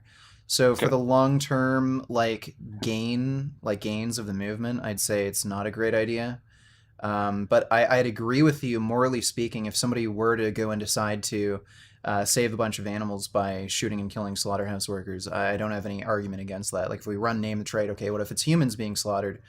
Yeah, there's no trait. It's just that for the long-term success of the movement, I think we have to abstain from doing that. Yeah. So you're arguing consequence. Essentially, the long-term consequence of that action would likely be detrimental, and therefore the morality of the action in the present moment changes. Yeah, like essentially, my position would be to end up killing more animals than saving in the long term. Okay. Do you agree that that's just a guess? Like, it's a guess, but I think it's a pretty well-educated guess. I mean, I understand the logic behind it, right? The idea that there would be a backlash to that kind of thing. Yeah. But at the same time, I'm trying to think of comparable like movements that have done somewhat, like Islam, I guess you could say. Like, Islam isn't really growing very quickly in Western countries aside from like immigration, because it has a huge negative association and like just like fundamentally different values as well. Sure. Like, there are a lot of Muslim terrorists that doesn't seem to be helping to spread Islam. The only reason Islam is such a fast-growing religion is because they have children at a really fast rate. Okay. And like, there's a lot of immigration here, but as far as actually adopting new members, it's not doing so well, and that's because of those factors. Like, sure. Not a religion of peace for sure. Like, they kill people, commit mass murder, bombings, shit like that. That doesn't seem to be really helping the movement. Yeah, I mean, very similar to Christianity in that respect. But when it comes to the slaughterhouse workers, what you're saying is there would be a backlash to the vegan movement, and so then the argument moves to then what you're saying is that it would need to be done in secret. I guess. So what I'm saying is, I don't know, is that there's a moral obligation, and because there exists a moral obligation, that means I that, wouldn't. that I wouldn't even say. Okay, wait. Well, I wouldn't even necessarily say there's a moral obligation. okay. I So would then say we it's run not name the morally trait. wrong to kill slaughter. What? Then we run name the Oh, trait. I wouldn't even name the trait in a human context. I don't think we have a moral obligation to help others. Oh, okay. Like, so I would say, like, look, if you have moral views where you want to end animal agriculture and shit, then, like, yeah, obviously you have to be an advocate. My position is the best way to advocate is to, like, do advocacy outside of murdering slaughterhouse workers, as far as, okay, doing some of the stuff in secret. Yeah, I agree You with could that. make that Yeah. argument, Yeah. but you could make that argument, but you'd be caught, found out, and again, like, there's Sure. even people like, oh man, there was this crazy fucking story that I actually knew some people who were personally involved. There was this like 5-year long sting operation that the police and FBI were they were infiltrating these animal rights organizations, and I think they infiltrated Animal Liberation something. They're the people who break into laboratories and steal lab animals and shit. Right. The fucking police were even like willing to marry some of these activists just so that they could get closer to infiltrate these fucking like animal rights organizations. Like it's nuts, Wow. and that's just That is nuts. and that's yeah. literally just stealing lab animals or like breaking into factory farms. So like yeah, if there's some sort of group that was targeting slaughterhouse workers where they're like getting massacred, I don't see any practical way where you could like actually do this in secret. Like you'd get found out, discovered. It's pretty difficult to have a group of people commit a mass killing and then just get away with it. Sure. Okay. But for the record, I'm not advocating for killing slaughterhouse workers, but it would be morally acceptable to go up to that point if necessary. Right. So sure, the moral like, would be okay, like yeah. stop them peacefully if possible, but then if not possible, then it would still be moral to stop them through physical harm. Okay, so you're saying like if we're protesting in front of a slaughterhouse, we tell them to stop, they won't. Like then we have to like rush them. Well, I would say rushing them is probably not the best strategy, but then there is a moral obligation to escalate. Yes, for sure. Yeah, I don't know, man. Still, No, I'm not not sure arguing if that strategy. would really end up though. doing anything. I'm not Huh? arguing. I'm not arguing that it would be a better outcome long term. I'm arguing that there's a moral obligation in the moment. Oh, moral obligation in the moment. Yeah. Right, Okay. because So there I are think we have animals that are fundamentally about to different. die. There Sure. are Like animals I that are have about to die. And fundamentally, we I have could take- fundamentally different values where I don't think you have a moral obligation to help, but I think you just have a moral obligation to not like be the aggressor. So it's like non-aggression principle. Right, to not harm. Yeah, I mean, I can understand that, and that is a consistent moral position. But I disagree in that if you're able, if there's a way, and you can stop harm to someone else, then there's an obligation to do so, and that there's a balance here in terms of your own how much personal risk you're taking versus how much harm you're stopping. Okay. But there is so somewhere let me... in there where an escalation is a moral obligation. Okay, well, let me ask you this. Mhm. Let's say there's a child drowning in a pool and you're wearing a $2,000 suit. Are you morally obligated to jump in the pool, save the child, and ruin your $2,000 suit? Absolutely. Okay, let's say there was a charity where per $2,000 donated, it saves one child's life. Are you morally obligated to donate $2,000? The moral obligation is there, but if you don't have it, if you can't do that, then it's not a negative. Okay, well, do you personally have $2,000 in your bank account right now? Mm-hmm. Okay, so are you going to donate to a charity or like right this moment? No. Okay, why not? Like you're saying you're morally obligated to. I am. So why aren't you doing it? Because I'm not living up to what would be considered a moral, lifestyle. Okay, well, let me ask you this. Let's say there's a charity where per $2,000 donated, it saves one child's life. Are you morally obligated to donate $2,000? Okay, well, do you personally have $2,000 in your bank account right now? No. Okay, man. Like, I think we have fundamentally different values here. But do you have anything more to add to this? No, just that the strategy isn't the argument. So the that it would be ineffective doesn't come into play. Because I tend to agree with you on that. Like the long-term consequence would be a backlash, which might be more detrimental. Okay. Cause more Well, I suffering. think there's a middle ground here. I Mhm. think on the one hand we do have to think of like long-term effects, and I think on one hand we do have to like consider short-term effects. But if the long-term effect of escalating force to the point of like violence or even killing somebody to protect these animals, if the long-term effect of that was no one will ever go vegan ever in the future, and animal agriculture will always be a reality, do you still have a moral obligation to intervene and escalate force to the point of like violence or killing to like save pigs in a slaughterhouse? So yeah, if you know for sure that that is the outcome, like if you're looking, like if you're time traveling, then for sure you can make that argument. But because we don't have the gift of hindsight, we can't say that. Okay, well, I mean, considering the lack of effect of other movements like Islam for converting followers, because of their use of extreme violence and shit, like I think we can pretty easily surmise that okay, chances are if vegans end up killing a bunch of people in slaughterhouses, that wouldn't be super effective for the movement. Like, don't you think we can just make an educated decision on that basis? About not killing slaughterhouse workers, yes. Yeah. About Okay. not So about not right. So escalating tactics, I'm not so sure. okay.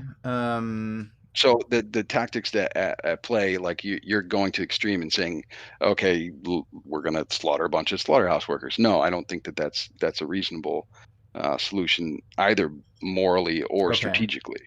Okay. But So there, you're just talking about escalating force up to a point where it right? wouldn't necessarily.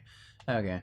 Maybe sabotaging I the plant, maybe whatever makes sense in whatever context we're talking about. But I think that Sure, I there is wouldn't something. necessarily. Sure, I guess I wouldn't necessarily disagree with that. I'd say maybe there's a disagreement to what point escalation of force is reasonable and good for long-term success and short-term goals. I think I've escalated force to the point where, like, we blocked slaughterhouse trucks from entering, things like that. Mhm. Yeah. Okay. Yeah, I would say So that's yeah. definitely okay, and I would argue that more aggressive tactics would also be okay. Okay, like slashing their tires or something. Yeah, sure, like property damage, sabotaging the line so that it can't move, that kind of Sure. thing. Yeah, I'm not totally sure because that could open up like a whole other can of worms. Like, there was a court trial with the Toronto Pig Save and Anita Crines. I don't like it was a big news story internationally, Hmm. but basically she was arrested and getting charged with tampering with product or something because she gives pigs water before they're about to be slaughtered. There was this argument that she was tampering with food and she could like poison the water and harm the pigs, and then that could damage their property or that could potentially harm a human downstream. Like, she ended up arguing this in court. Like, okay, if murdering these animals is okay, then clearly showing them compassion is okay. She ended up winning in court. Like, if there were different circumstances where okay, every activist that was working for was slashing tires and damaging property, like that could have gone the other direction where okay, well, now that form of activism is outright illegal, so now if they stand in front of slaughterhouse trucks and protest, they're all going to get arrested on the spot and get charged and get jail time. Like, that Sure, could end up leading to actually harming activism. So I don't know if I totally agree with that. Like, I I think there I are agree certain with you. circumstances where sabotage is appropriate, but like chances are, doing this at those sorts of protests, it isn't. Hmm. So I agree with you that doing it in the open is not a very good strategy. Okay. Yeah, I think there's like a lot of weird kind of gray areas and assumptions we have to make, but yeah, I'm not totally sure. Uh, I think we can agree that there may be room in there for alternative strategies, but Yeah, that they would need to be flushed out quite a bit. yeah, okay. I think we fundamentally agree then. Okay, cool, All right, well, thanks for coming on, dude. awesome, good chat, man. All Thanks. right, take care. All right. I wish Abby form The Last of Us would beat some of the. Oh wait, I'll just. There we go.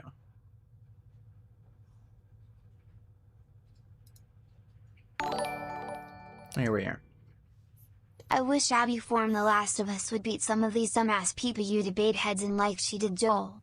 Especially the guy accusing you of torturing your cat and that 12-year-old kid you wrecked in a debate last week.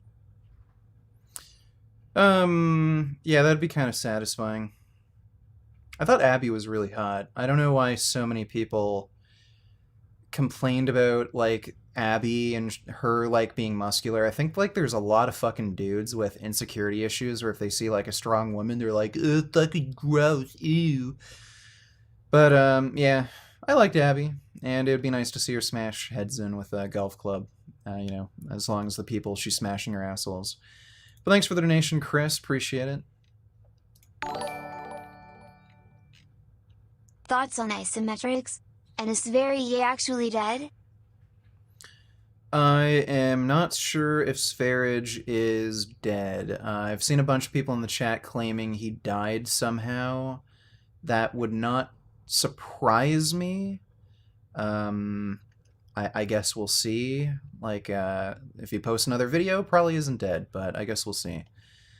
And thoughts on isometrics. So, there is a unique benefit to doing isometric exercises or doing isometric holds on particular exercises. So, like doing pause bench or pause squats, that gives you a unique strength and hypertrophy benefit. So, you should incorporate some isometric training or techniques in your training, at least occasionally.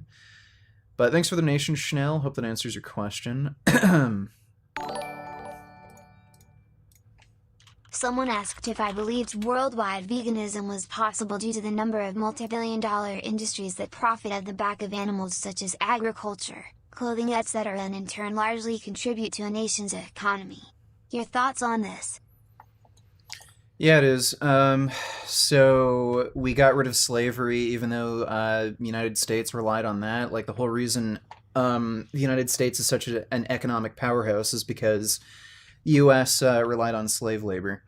So just because like huge, billion-dollar industries might rely on something, if there's enough political pressure to change, they're going to make changes. And especially since we have the benefit of technology now, it's like, okay, well, if a certain company, has made a lot of money selling chicken, well, okay, well, they can just transition to some form of plant-based chicken if they really wanted to. Just because, like, there's certain supply chains and certain ways of making money, that doesn't mean they can't just easily shift to making a similar product. Like the gasoline industry kind of had a similar, like the oil and gas industry had a similar problem. There was lead in gasoline, and okay, there was just political pressure to change, and then they used technology to just overcome the issue. Like, this happens all the time, so it's not really a unique issue for veganism. But thanks for the donation, Omaiwamo. Oh, Omaiwamo Shindaru, yeah. Omaiwamo. How do you pronounce it? Omaiwamo Shindaru? Basically means you're already dead. You just don't know it yet. But thanks for the donation, dude. Peter Cunnington donated $2. Have you heard of Meet the Victims, where people enter slaughterhouse for factory farm to expose animal agriculture and try to get it on the news? A person here in BC, British Columbia, did that, and now they're up for a trial with 4 other people. Yep. There are animal ag gag laws where people get put in prison for filming slaughterhouses. It's pretty ridiculous. Right now, there's a few ongoing court cases that I'm aware of where they're challenging some of these ag gag laws because it interferes with some whistleblowing laws that Canada also has. So, in a lot of cases, these cases actually end up getting dismissed because it ends up getting a lot of negative media attention for these companies, and especially when like older women are getting tried. A lot of the time, it just gets bad media attention. I know some like women who are activists who are like 60 years old or like 70, like pretty elderly. And then it like, okay, it gets to the news. Oh, 70-year-old woman is going to be put in jail for, saying we shouldn't eat meat. And, she just tried to save like a chicken. It looks bad. And sometimes those cases just end up getting thrown out in court or like dismissed. Like the charges end up getting dropped. That's what I meant to say. I think that's a cat. Not sure. But thanks for the donation, Peter Cunnington. It's fucked up in either case. Pooh Stain donated $2. Frank released a really dumb video about how to reduce Alzheimer's and dementia. It's completely filled with pseudoscience and retardation. You should check it out. Okay, I'll check it out. Thanks for the donation, though, Pooh Stain. Appreciate it. Beyond Seps donated $2. Please respond to this video. He made a bunch of false claims about that vegan teacher, including that she was mocking people with disabilities because she said his Asperger's wasn't an excuse not to be vegan. I'm not going to bother. This guy has 10.4k subs, and he looks like a fucking snowflake. Jesus Christ. That fucking haircut. How can anyone take that piece of shit seriously? But thanks for the donation, Beyond Steps. Dodo donated $2. Thoughts on Canadian seal hunting? It should be banned. Thank you for the donation, Dodo. Liquid Richard donated $2. I've heard some people claim they have more respect for people who farm and hunt their own meat as opposed to average consumers who buy from a store. Is this something you agree with, or are self-sustaining meat eaters just as bad / worse in your opinion? In some ways they're worse because, they just literally are responsible for doing it. Like, not only do they pay for animals to be killed, but they literally do it themselves. So in that way, they're worse. I think those people are probably harder to convince to go vegan.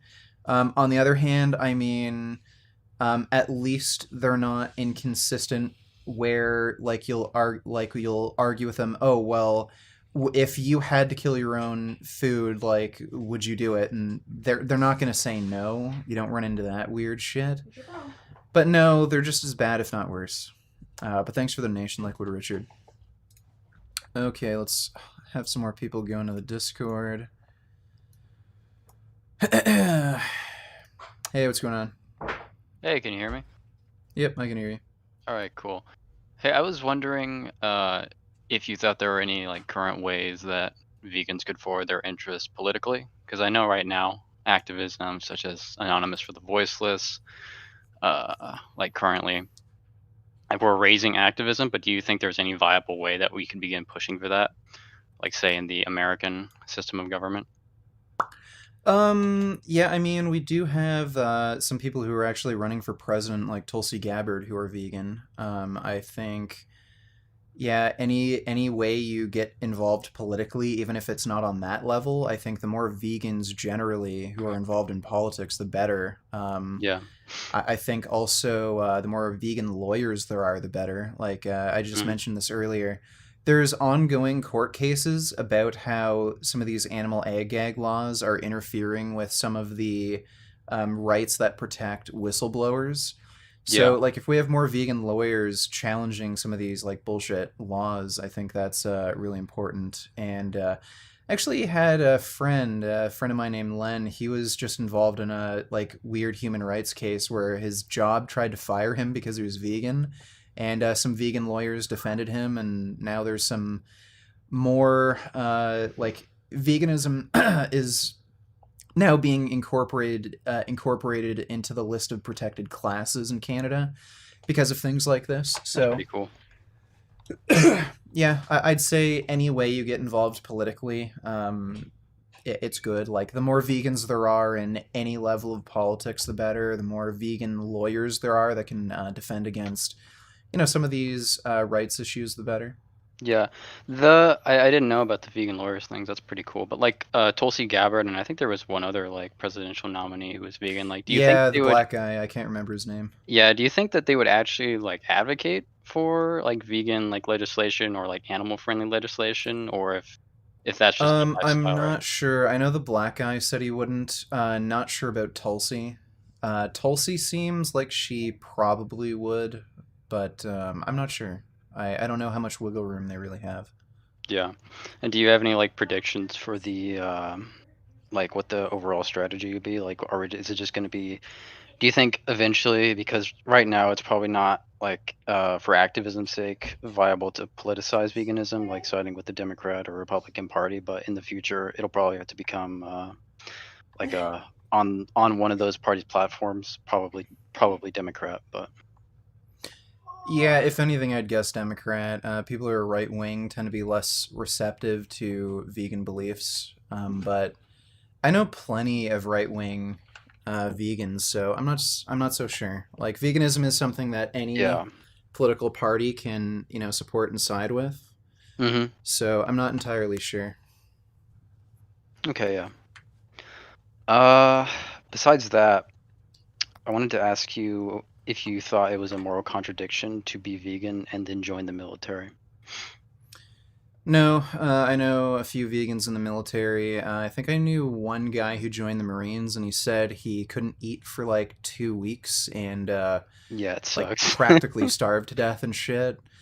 I'm not sure, but I think I met one vegan who was actually a Navy SEAL. I can't remember though. But I know I've met one Marine, and I know a few people who have just joined the military. I know a friend of mine, he joined the military. He was vegan. And I've also met a few people that was the Canadian military, but I've known a few people just in the American military who are vegan. So Yeah, it's possible to eat vegan in the military. Under yeah. certain circumstances, it can be really fucking difficult, especially when you're doing field training and you're out for like several days or weeks. Mm-hmm. Some of your supervisors may be more accommodating. The one friend I know, his supervisor just bought him a bunch of Vega bars, so then he didn't have to eat like the non-vegan rations they were given. So it really depends. It may or may not be difficult for certain people. Is shooting and killing people vegan? Kind of depends. Yeah, I think it depends on the situation. Like, yeah, if you're like going in, I don't know, shooting kids in Afghanistan, that's probably not a good organization to support. But if you're like, you know, trying to fight another superpower like China from gaining influence and potentially causing more suffering worldwide, like I don't doing something. necessarily think it's wrong to shoot children. It depends on what they're doing. If they're Well, planting yeah. IEDs or they have guns, like it really depends. Like yeah, you do have to shoot kids sometimes. No, yeah, I knew a guy who served in Fallujah. mhm. He was yeah, he told me they gave adequate warning beforehand. Like they told everyone to evacuate. Like it's not like oh they just jumped into a civilian population. If you saw anyone there, you just had to shoot. And he said yeah, he shot women, children. He just shot anything that fucking moved because they gave Yeah. everyone adequate time to leave the city. They like literally dropped flyers, like millions and millions of flyers telling everyone we're gonna fucking like wipe the fucking place clean. So if any civilians are here, get the fuck out. Yeah. So you just shoot anything that moves. Like that does happen. Yeah, like I was just saying that like as a awfully, but like kids in Afghanistan in general are kind of assholes. Like I've talked to people who aren't in Fallujah, but like they'll like credit card swipe your ass while you're patrolling, and then they'll like tie dogs to the back of Humvees. It's really Oh, fucked. that's fucked. Yeah. Um. Yeah, I So don't know. Like I'm not gonna shoot a kid over that, but it's kind yeah. of fucked. I don't know. But yeah. Anyways, Like like there are circumstances there is a need for military intervention in these companies. Sorry, in these countries. I wouldn't say it's non-vegan to join the military and be involved in these military interventions. So yeah, there are like it's in the regulation for the American Army anyway. Like personally, I have yeah, I have like non-leather combat boots and no one can tell the difference, but it is like mandated that you have like some kind of grade leather on your boots, and then for the dress uniforms they're made of wool. Um right, right. yeah, do you think like there's an They exception still of some use kind to that? wool in Uh like are you in the US Army? I'm like the butt of the fucking jokes. I'm in like ROTC, but I'm pretty sure they do use wool. I'd have to look it up. Like In the actual uniform? I thought they moved away from that. I thought they only used like wool for socks or something. But they actually so moved away from wool for the uniform itself. yeah, I'm talking about the dress uniform, by the way. Oh, okay, Yeah. okay, yeah. Yeah, no, the combat uniform is just polyester. Yeah, yeah. Do you think like that would make it not okay, or if there's some kind of exception for that? Okay, so I've talked to people who do like boxing and MMA fighting and stuff. Yeah. If you're provided with the equipment to fight, like in a lot of organizations, you're not allowed to use your own gloves. Like for boxing and shit, like the venue will give you the gloves you're going to use, and a lot of the time they're vegan. If you're just getting given that and you're not paying for it, then I'd say it's vegan. Even if say like you could say like, oh, if you didn't join the military, then there wouldn't have been that extra demand. Or do you think that's too minute? Yeah, I'd say it's too minute. Like for one thing, I like it's hard to argue that you're really supplying an extra demand. Maybe you are a little bit, but I don't know. I don't think your own personal impact is all that significant.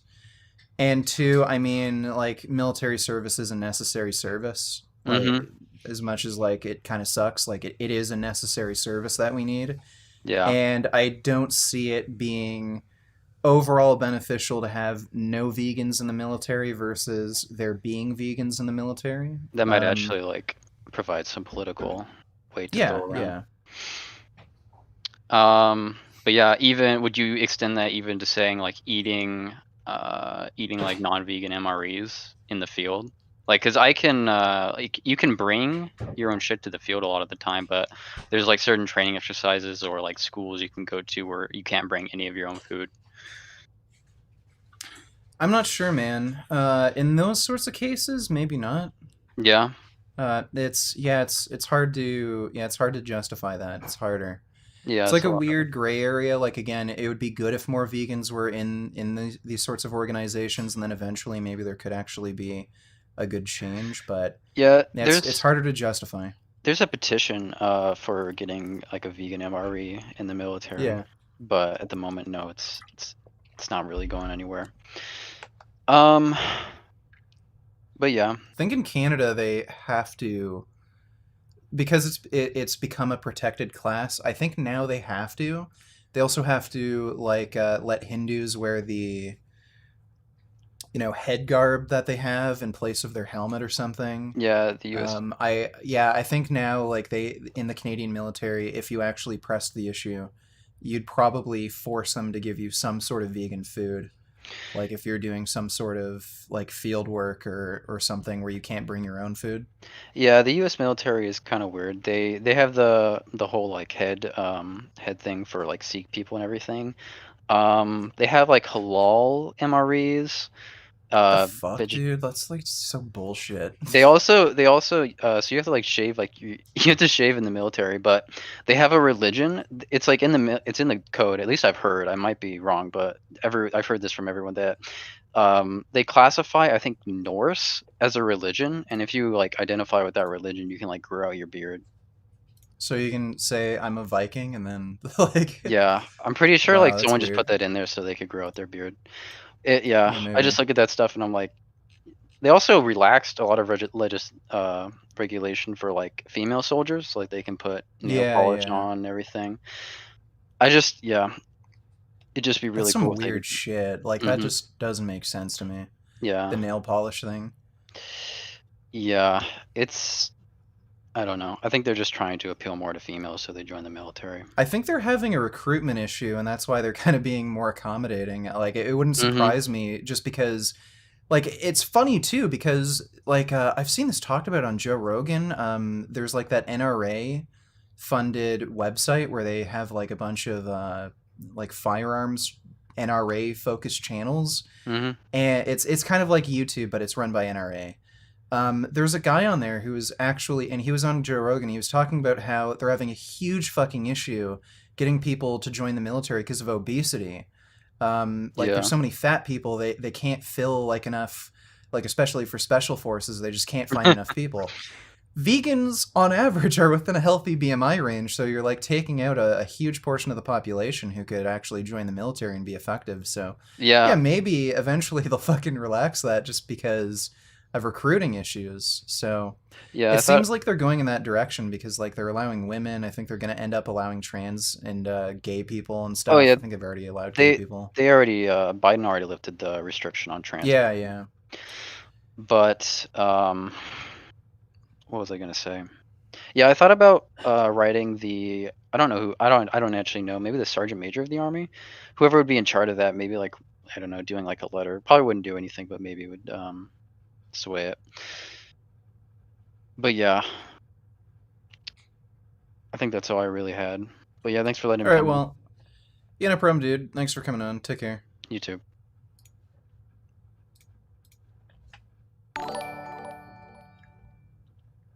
Hey, you're awesome. I think the guy advocating for the death of slaughterhouse workers is pretty much my activist soulmate. Well, it's a nice idea. If only we could, but thanks for the donation, Kate. Appreciate it. Sun Goku donated $2. Isn't it ironic how feminists will claim they can't walk down the street, but at the same time advocate for more gun laws? Yeah, like if you're gonna claim that it's like life is too dangerous for women, women are like can't even walk down the street without getting attacked. Okay, so then why the fuck are you at the same time saying women shouldn't be able to carry a gun? It's beyond stupid. All of these people are fucking morons. They don't know what the hell they're talking about. But thanks for the donation, Sun Goku. Sun Goku donated $2. You think it's reasonable to cancel Christopher Columbus? Sure. I mean, the guy's a piece of shit. The crap that he did was pretty psychotic. He used his knowledge of lunar eclipses and stuff.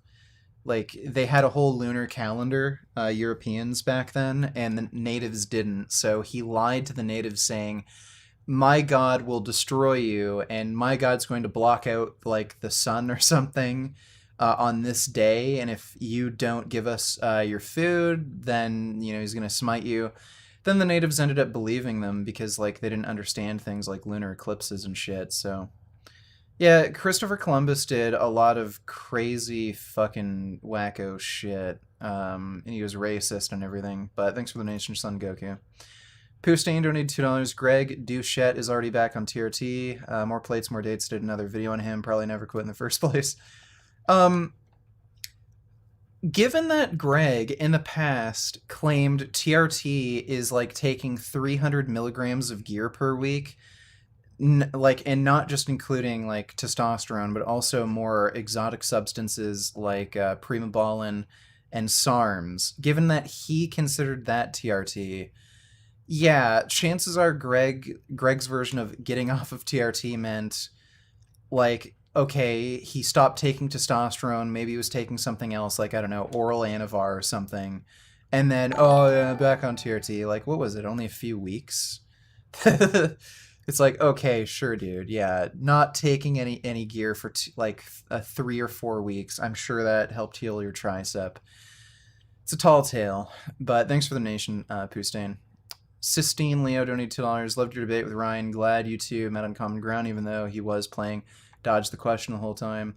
Yeah, I didn't think I think he was kind of caught in certain things, and he just felt uncomfortable answering, and it did feel like he was trying to dodge a lot. But thanks for the donation, Sistine Leo. Appreciate it. Okay, let's get some more people into the Discord. Hey, what's going on? You hear me? Hello? Hey, what's up? Hey, what's up? Is everything okay? Can you hear me?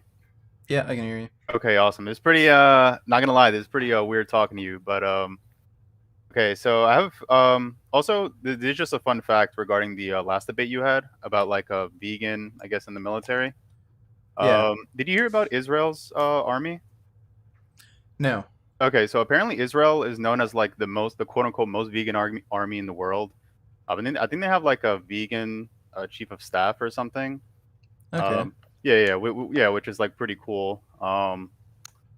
Also, what else? I mean, I'm pretty sure the reason why that is, and this also ties into the debate you had earlier, was it because of people like Gary Yourofsky and like how he used like words like the Holocaust and like he went to Israel and promoted all that. But yeah, I just thought that was really like pretty interesting. I thought like it'd be cool to tell you that. Yeah, it's pretty cool. Yeah. All right. So I have a few questions. So My first one, in terms of, I guess, you growing on YouTube, like, did you know that you would blow up or no? No, I thought it would take a while. Now my channel is like shrinking and unsubbing, but I think that's partly due to some like weird fucking glitch on YouTube. Gotcha. And in terms of like, as you were posting videos, did you like, when did you know to pursue it, like, I guess, full time instead of part time? And did you have a job at the time? No, so I was like working part time. I was doing freelance photography. I was also doing freelance personal training, but I didn't have any like real consistent job where I was making good money. I guess like after, I don't know, like probably after the first few weeks, I kind of just had a feeling that I could actually make it grow and like actually have a big channel. Just had a Gotcha. funny feeling.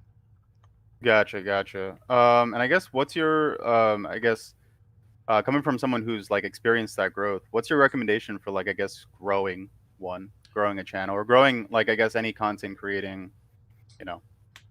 Yeah, so I would say upload as many videos as you can with as high quality as you can. That's probably the most important thing.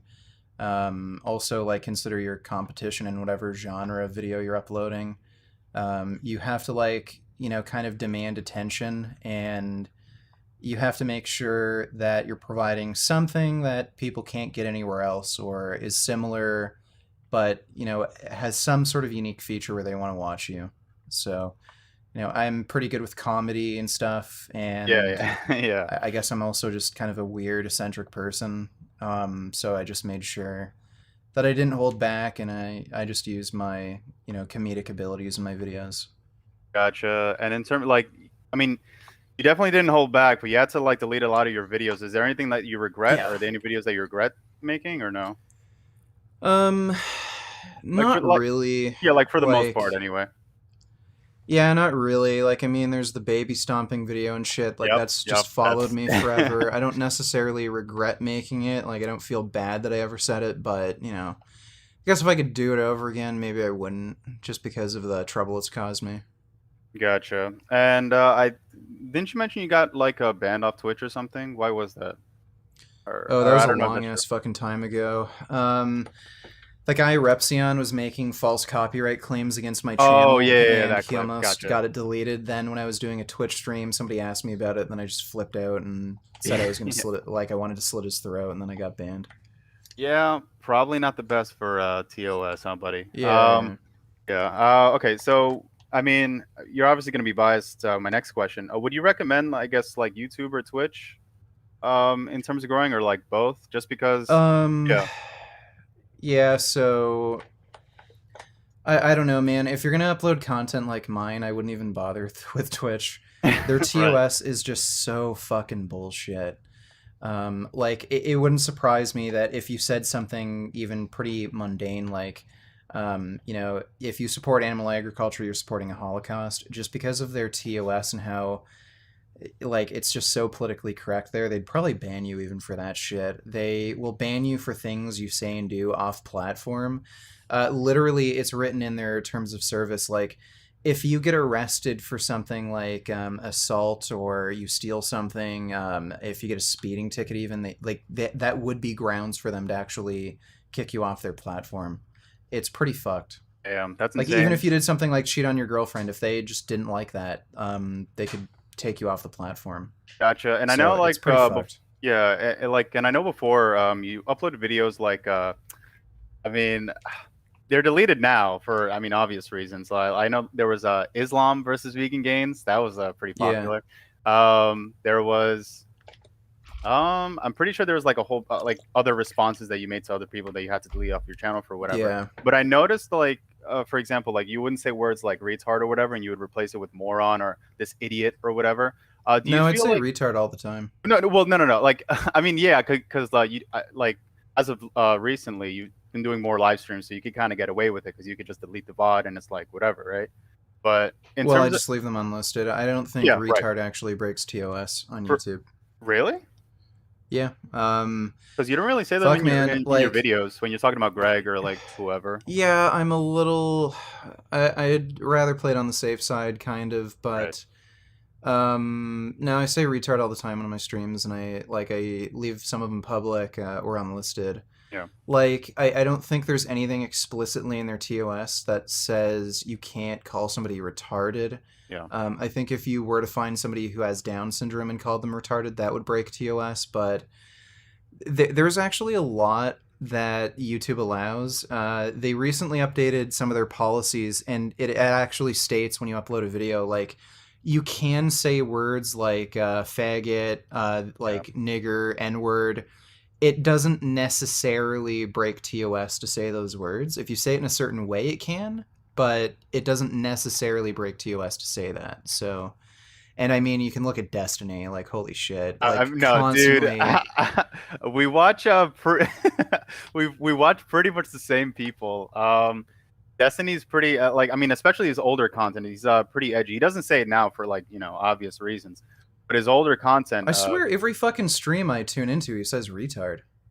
Wait, well, oh no, yeah. I mean, yeah, retard, but I'm talking about, like, he used to say words like faggot, nigger, like, you know, whatever. Oh, yeah. Yeah. Or like back then, if you like, I'm sure, like, you know, I mean, he streams like, I don't know, 8 hours a day or something, but yeah, he's definitely done it in the past. He doesn't and I know he tries not to say like retard or faggot or any of those words, just because I guess his position is, like, you know, of course, like, you know, if it's in private, it's fine. But for him, it's like he has like a public audience. He has a lot of people that watch him, so he doesn't want to empower the voices of, like, you know, the people, or he doesn't know if people are joking or yada yada yada. Yeah, I mean, he streams on Twitch now, so I'm pretty sure there's like I guess a financial incentive to not say it as well, because he doesn't want to get banned. He got demonetized off of Twitch, I heard, like departnered.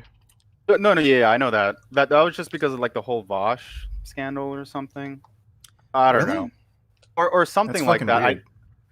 I mean, I know, like, Destiny and Vosh are like friends now, but apparently there was, like, I don't know. Are they even? Like, dude, I don't know. I know. I mean, how long have you been watching Destiny? Because I know Vosh, he copies a lot of his mannerisms. A lot of people have pointed that out. If you've noticed that or no? No. Really? Okay. Well, I don't know. I don't think Destiny likes Vosh. I know they, like, argue a lot, but I wouldn't consider them friends. I mean, acquaintances. Like, he I guess. literally made. They're I don't think he hates acquaintances him for sure, but they're not fucking friends. Like, yeah, I mean, but, like, Destiny's made a video talking about how Vosh is just a dishonest, like, liar. Oh no, but he is absolutely. I don't know. Yeah. Yeah. Yeah. Well, I mean, especially in his debate against, against you. I feel like yeah, why they're do you definitely think? not friends. Yeah. Like, here's another thing. Why is it that, like, I guess veganism is one of those thoughts? Because I watch Vosh and I watch you know, a lot of Destiny, and for the most part on certain issues they're, like, pretty good at debating, and they've convinced me on, like, you know, a lot of, like, you know, changed my mind on a lot of issues. But I feel like when it comes to veganism, it's just their mind just goes blank, or, like, I don't know, because Vaj had a debate with Perspective Philosophy. He debated you. Ask Yourself. I mean, the list goes on, and he just comes up with the same, I guess, excuses. Stupid bullshit. Yeah, I don't know. It's I don't know, man. It's just one of those things. Like, I think Destiny is fine with changing his political opinions because ultimately, like, none of these things will really affect him that much. Like, he's pretty rich, has a hot girlfriend. Yep. I don't think anything politically can really affect him all that much. Yeah. But when it comes to veganism, like, oh, I have to change my diet. I can't, like, eat the same thing at Taco Bell. Yeah, I think he's going to take that stance. Yeah, pretty much. And because I know you've talked to, like, Vosh and Destiny, they're pretty big, I guess, channels, or, like, content creators, whatever you want to call them. How did you get in touch? I mean, obviously you have a big channel, so I guess that has a little bit more weight. But how did you get in? Did you reach out to them, or did they reach out to you? I think I reached out to Destiny first, and then I don't know about Vosh. I think a bunch of people recommended to Vosh that I debate him, and then he was down. Yeah, because at the time when you debated him the first time, Vosh was, like, pretty sweet. He wasn't, like, I don't think he had 100,000 subscribers. I think he had maybe like 10K or something. Like, he was a much smaller channel. I think then he got kicked off of Twitch. Oh yeah. Like, right around that same time. Yeah, and that then was he started streaming on YouTube. Yeah, gotcha. What other questions do I have? Oh yeah, I guess another question I had: what are your thoughts on open relationships? If somebody wants to do that, it's their choice. It's not really my thing. Oh, okay, gotcha. But but I guess like you personally, like you would have a problem if like is it jealousy or is it like something else? Like, I just consider women my property, so I don't want anybody fucking Damn. with my property. So I mean, at least you're honest, dude. yeah, Um, well, I mean, Jasmine's fine with it. Like, Jasmine also considers me her property, so it goes both oh, okay, ways. okay. Oh, okay. No, oh, okay. I thought you meant it as like I guess the way you phrased it was like I guess kind of weird. Um, Like, if I'm with somebody romantically, yeah, I kind of consider them my property, and if anybody fucks with my property, I can have a problem with that. yeah, okay, gotcha. Okay. We definitely agree on that. I probably wouldn't phrase it that way just because I don't know. Well, weird connotation. But I don't think I have any more questions. I really appreciate you opening this up. I noticed that you've been live streaming more. Um, Yeah. and yeah, man, it's been awesome to talk to you, and I hope to talk to you again. Yeah, no problem, dude. Take care. Okay, take care. Okay, Sun Goku donated $2 a couple streams ago. You should talk Gandhi for legit reasons, but what are your thoughts on Mother Teresa? Also, since you're pro gun, do you believe that felons that are rapists, murderers who serve their time still have a right to own a gun? So Mother Teresa, she's a piece of shit. She is staunchly against like human rights in general. She's talked about how she actually likes it that poor people suffer. She's been against contraceptive use, like not just against abortion, but she's also against contraceptive use. She's said and done so many things that are against human rights and women's rights. She's just an absolute piece of shit. And do I believe rapist murderers who serve their time should have a right to own a gun? Um, I think in principle, if someone is actually reformed, they should have a right to own a gun. So, like hypothetically speaking, I don't know if you murder somebody, rape somebody, do something really horrible that would make somebody not want you to have a gun, but you're actually reformed, like you're a responsible citizen, you're actually regretful for your crimes, you've just changed. I think, yeah, in theory, you should be able to own a gun in that circumstance. I don't know if there's any real way to ensure somebody who's committed a crime like that isn't going to do it again. But I know in the States, they've had the policy where I think after 5 years, after you serve your sentence, if you don't have any like arrests on record, you can get your firearms license again, or you can buy a gun again. It might vary from state to state. Canada had a similar policy, but now they've actually extended it to 20 years. So in Canada, like say, I don't know, you commit some kind of crime which would ban you from owning a gun. If you don't commit another crime for 20 years, I think now you can apply for a firearms license.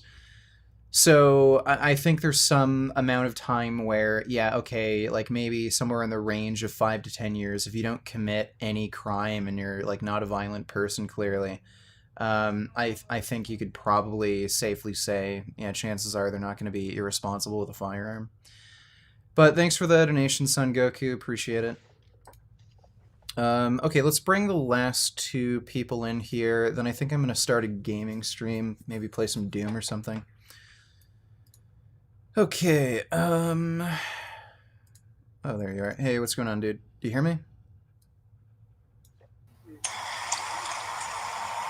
Hey, everybody, it's the Cardio Gamer here again. I'm back for you. Okay, well, that makes things a bit easier. Okay, hey, what's up, dude? Hey, how you going, man? Hey, what's up? Oh, Mike, all good? Everything? Yep, you sound good. All right, cool. So I just want to ask you about killing carnists. Sure. So, purely in principle, of course, because there is obviously a laundry list of pragmatic issues with doing so, but purely in principle, would you find it acceptable to kill someone before they make like a carnist purchase? Yeah, like at the very least, assuming they have the moral agency to know that they're like supporting a Holocaust or supporting murder, then yeah, I'd say certainly in that sort of circumstance. Okay. So what if we had an individual who made carnist purchases on the behalf of someone else? So, and purchases that would not otherwise have been made if that person didn't exist. Yeah, I'd say, yeah, probably in that circumstance. Yeah, I'd probably still have the same position. Killing the person making the purchases, right? Yeah. Okay, what if there were pragmatic issues with killing them, but there were not pragmatic issues with killing the person that they were making the purchases on the behalf of? Um. Yeah, I guess I'd be fine with that. Killing the person, even if it wasn't their fault, it Like, even if it wasn't their fault, like purchases are being made on behalf of them. okay, wait, give me an example. I'm not sure I'm following. Like we'll take like Frank, no relation to anyone in real life. Um, he's making purchases on behalf of his sister, carnist purchases, and he wouldn't be making these purchases otherwise if she was not in the picture. So, but there are pragmatic issues with killing him. There are no pragmatic issues with killing his sister. And so I'm asking you, would you find it acceptable to kill his sister? Yeah, probably. Just to spare the animals that, even though it's not her fault, just to spare the animal. Yeah. Yeah. Yeah. Okay. So, what's wrong with abortion then? Okay, I don't see how that relates. So you are killing an individual who will be responsible, not responsible as in they are making the carnist purchases, but carnist purchases will be made on their behalf. And there are no pragmatic issues with killing them, because abortion is legal. But there are pragmatic issues with killing the mother or the father or whoever is doing so. Okay, I don't see how that's analogous because if you're buying, I don't know, like a pregnant woman's buying meat, they're not just buying meat for their child, like they're going to eat the meat anyway. But they are, well, first of all, they are eating more food, both during pregnancy and through breastfeeding. It doesn't actually really increase caloric demand all that much. I think the average is like maybe 100 or 120 calories per day. It's actually not that significant. Just because women end up eating more during pregnancy and getting fatter, that doesn't mean they actually have to consume that much more food. I can't remember the exact number, but it was shockingly low how much extra calories that you actually need if you're pregnant. But that's fine. But what about the calories what about the food that the baby will eat after it's weaned off breastfeeding? There are obviously pragmatic issues with killing it then, but there are no issues with killing it when it was a fetus. Okay. Let me see.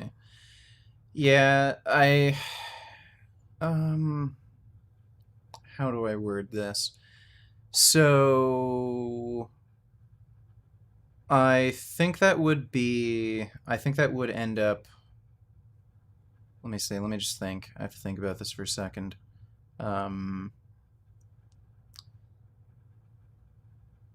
So you're saying it would be okay to kill the baby to prevent the mother from buying, I don't know, let's say cow's milk formula for the kid, like that sort of thing. Well, I mean, I'm talking about killing it when it's a fetus, when it's like when it's Oh, actually to prevent the mother from feeding it like cow's milk formula or something in the future. right, of course, and yeah, sure. Okay. Just I because mean, you the can come up with, yeah, sure. I mean, you can come up with a number of reasons for this. Like I think the fundamental issue would be that in the future the kid actually could decide to become vegan, especially since we're like right on the edge of having a huge industry shift where we're probably gonna have lab grown meat. Just recently, there's actually a company that developed whey protein that is derived from bacteria rather than from a cow. So you could actually like hypothetically create cow's milk formula that actually doesn't come from a cow, like stuff like that. Um, Right, but yeah, so right when we're on a technological, like right when we're at a technological shift, where chances are the majority of the world is gonna like actually eat plant based or become vegan. I don't know if it makes a ton of sense to just kill children right now. right, but we would need to look at the empirics for people who are raised vegan since birth, because otherwise they would be carnist purchases would be made on their behalf, even if they end up growing up to be vegan, which is absolutely it's becoming more and more likely, thankfully. Um, unless they were raised vegan from birth or from when they were weaned off breastfeeding, then carnist purchases will still be made on their behalf that would otherwise not be made if they were aborted when they were a fetus. Right. Yeah, you know what? Maybe this also relates to like let's see. I don't know. Yeah, I'm not sure. I'd have to think about this a little more. Maybe I'd change my stance on like when you should and shouldn't kill somebody if purchases are being made on their behalf. I don't know. Sure. Like An yeah, argument. maybe yeah. So maybe if the being in question who where carnist purchases are being made on their behalf, I don't know if they're children or if they're in a situation where they have no choice and they don't have like the moral agency to say no, I want vegan purchases to be made. Maybe in those circumstances it would be wrong, but in other circumstances, like I don't know, Frank's sister, where even though she's mentally disabled, she probably is still smart enough to understand that animals shouldn't be killed. Maybe in those circumstances it would be okay. I don't know. Yeah, an argument I have heard is that uh, abortion laws tend to be more lax in cities, which have high densities of more liberal people, and thus are more likely to be vegan. So, Right. so in essence, we might be sort of dwindling the numbers of vegan activists in the future. But I think that's a little bit weak because I don't think that the numbers would be that significant that it would justify um, all of the carnage purchases that will be made on behalf of the other babies. Yeah, I'm not sure. Sure. Yeah. Yeah. I'm not sure. I'd have to think about that for a little more. Sure, cool. Yeah. All right, All right. thanks Is for that that. it? All right. Yeah, thanks. All right. We'll take care, man. You too, man. Okay. Sun Goku donated $2. What are some of the craziest and funny Jason Blaha lies and stories you can think of? Oh man, it's such a long list. So, fuck. He has made lies that make absolutely no sense. Like you just have to wonder, like, what the fuck was he thinking? He had an account on David Icke's website where there's forums and it's like a conspiracy theorist website.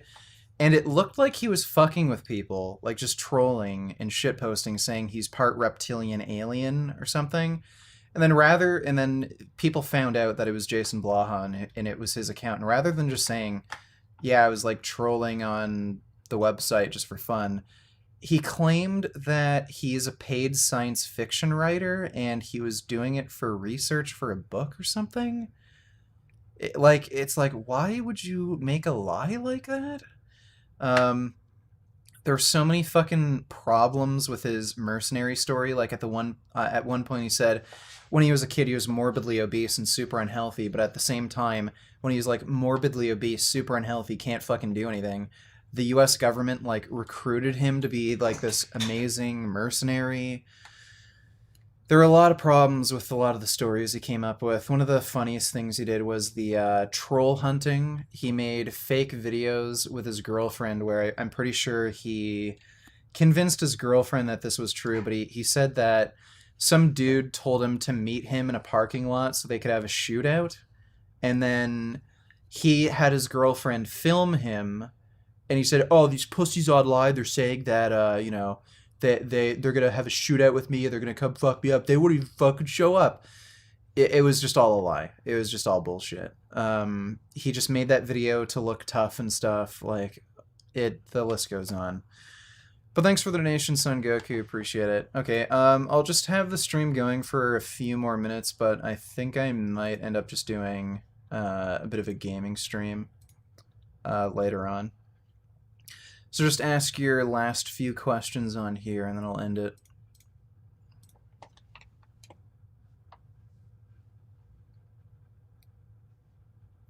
Cities also have higher concentrations of smarter/educated people. It's true.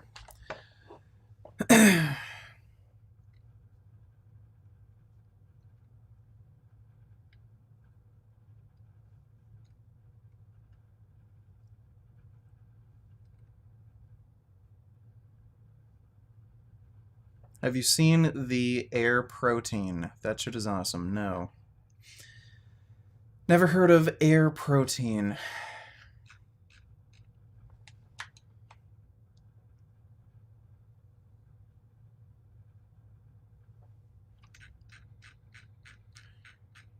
Okay, I guess that's it for the stream. Nobody's really asking me anything, so we'll end it here. Yeah, I might play Doom Eternal or something on a gaming stream. I'll see what Jasmine's okay with, because it's late and she kind of wants to sleep at a reasonable time, but we'll see. But thanks for checking out the stream, everybody. Big thanks to everyone who donated in Streamlabs. Really appreciate it. And as always, keep making those vegan gains.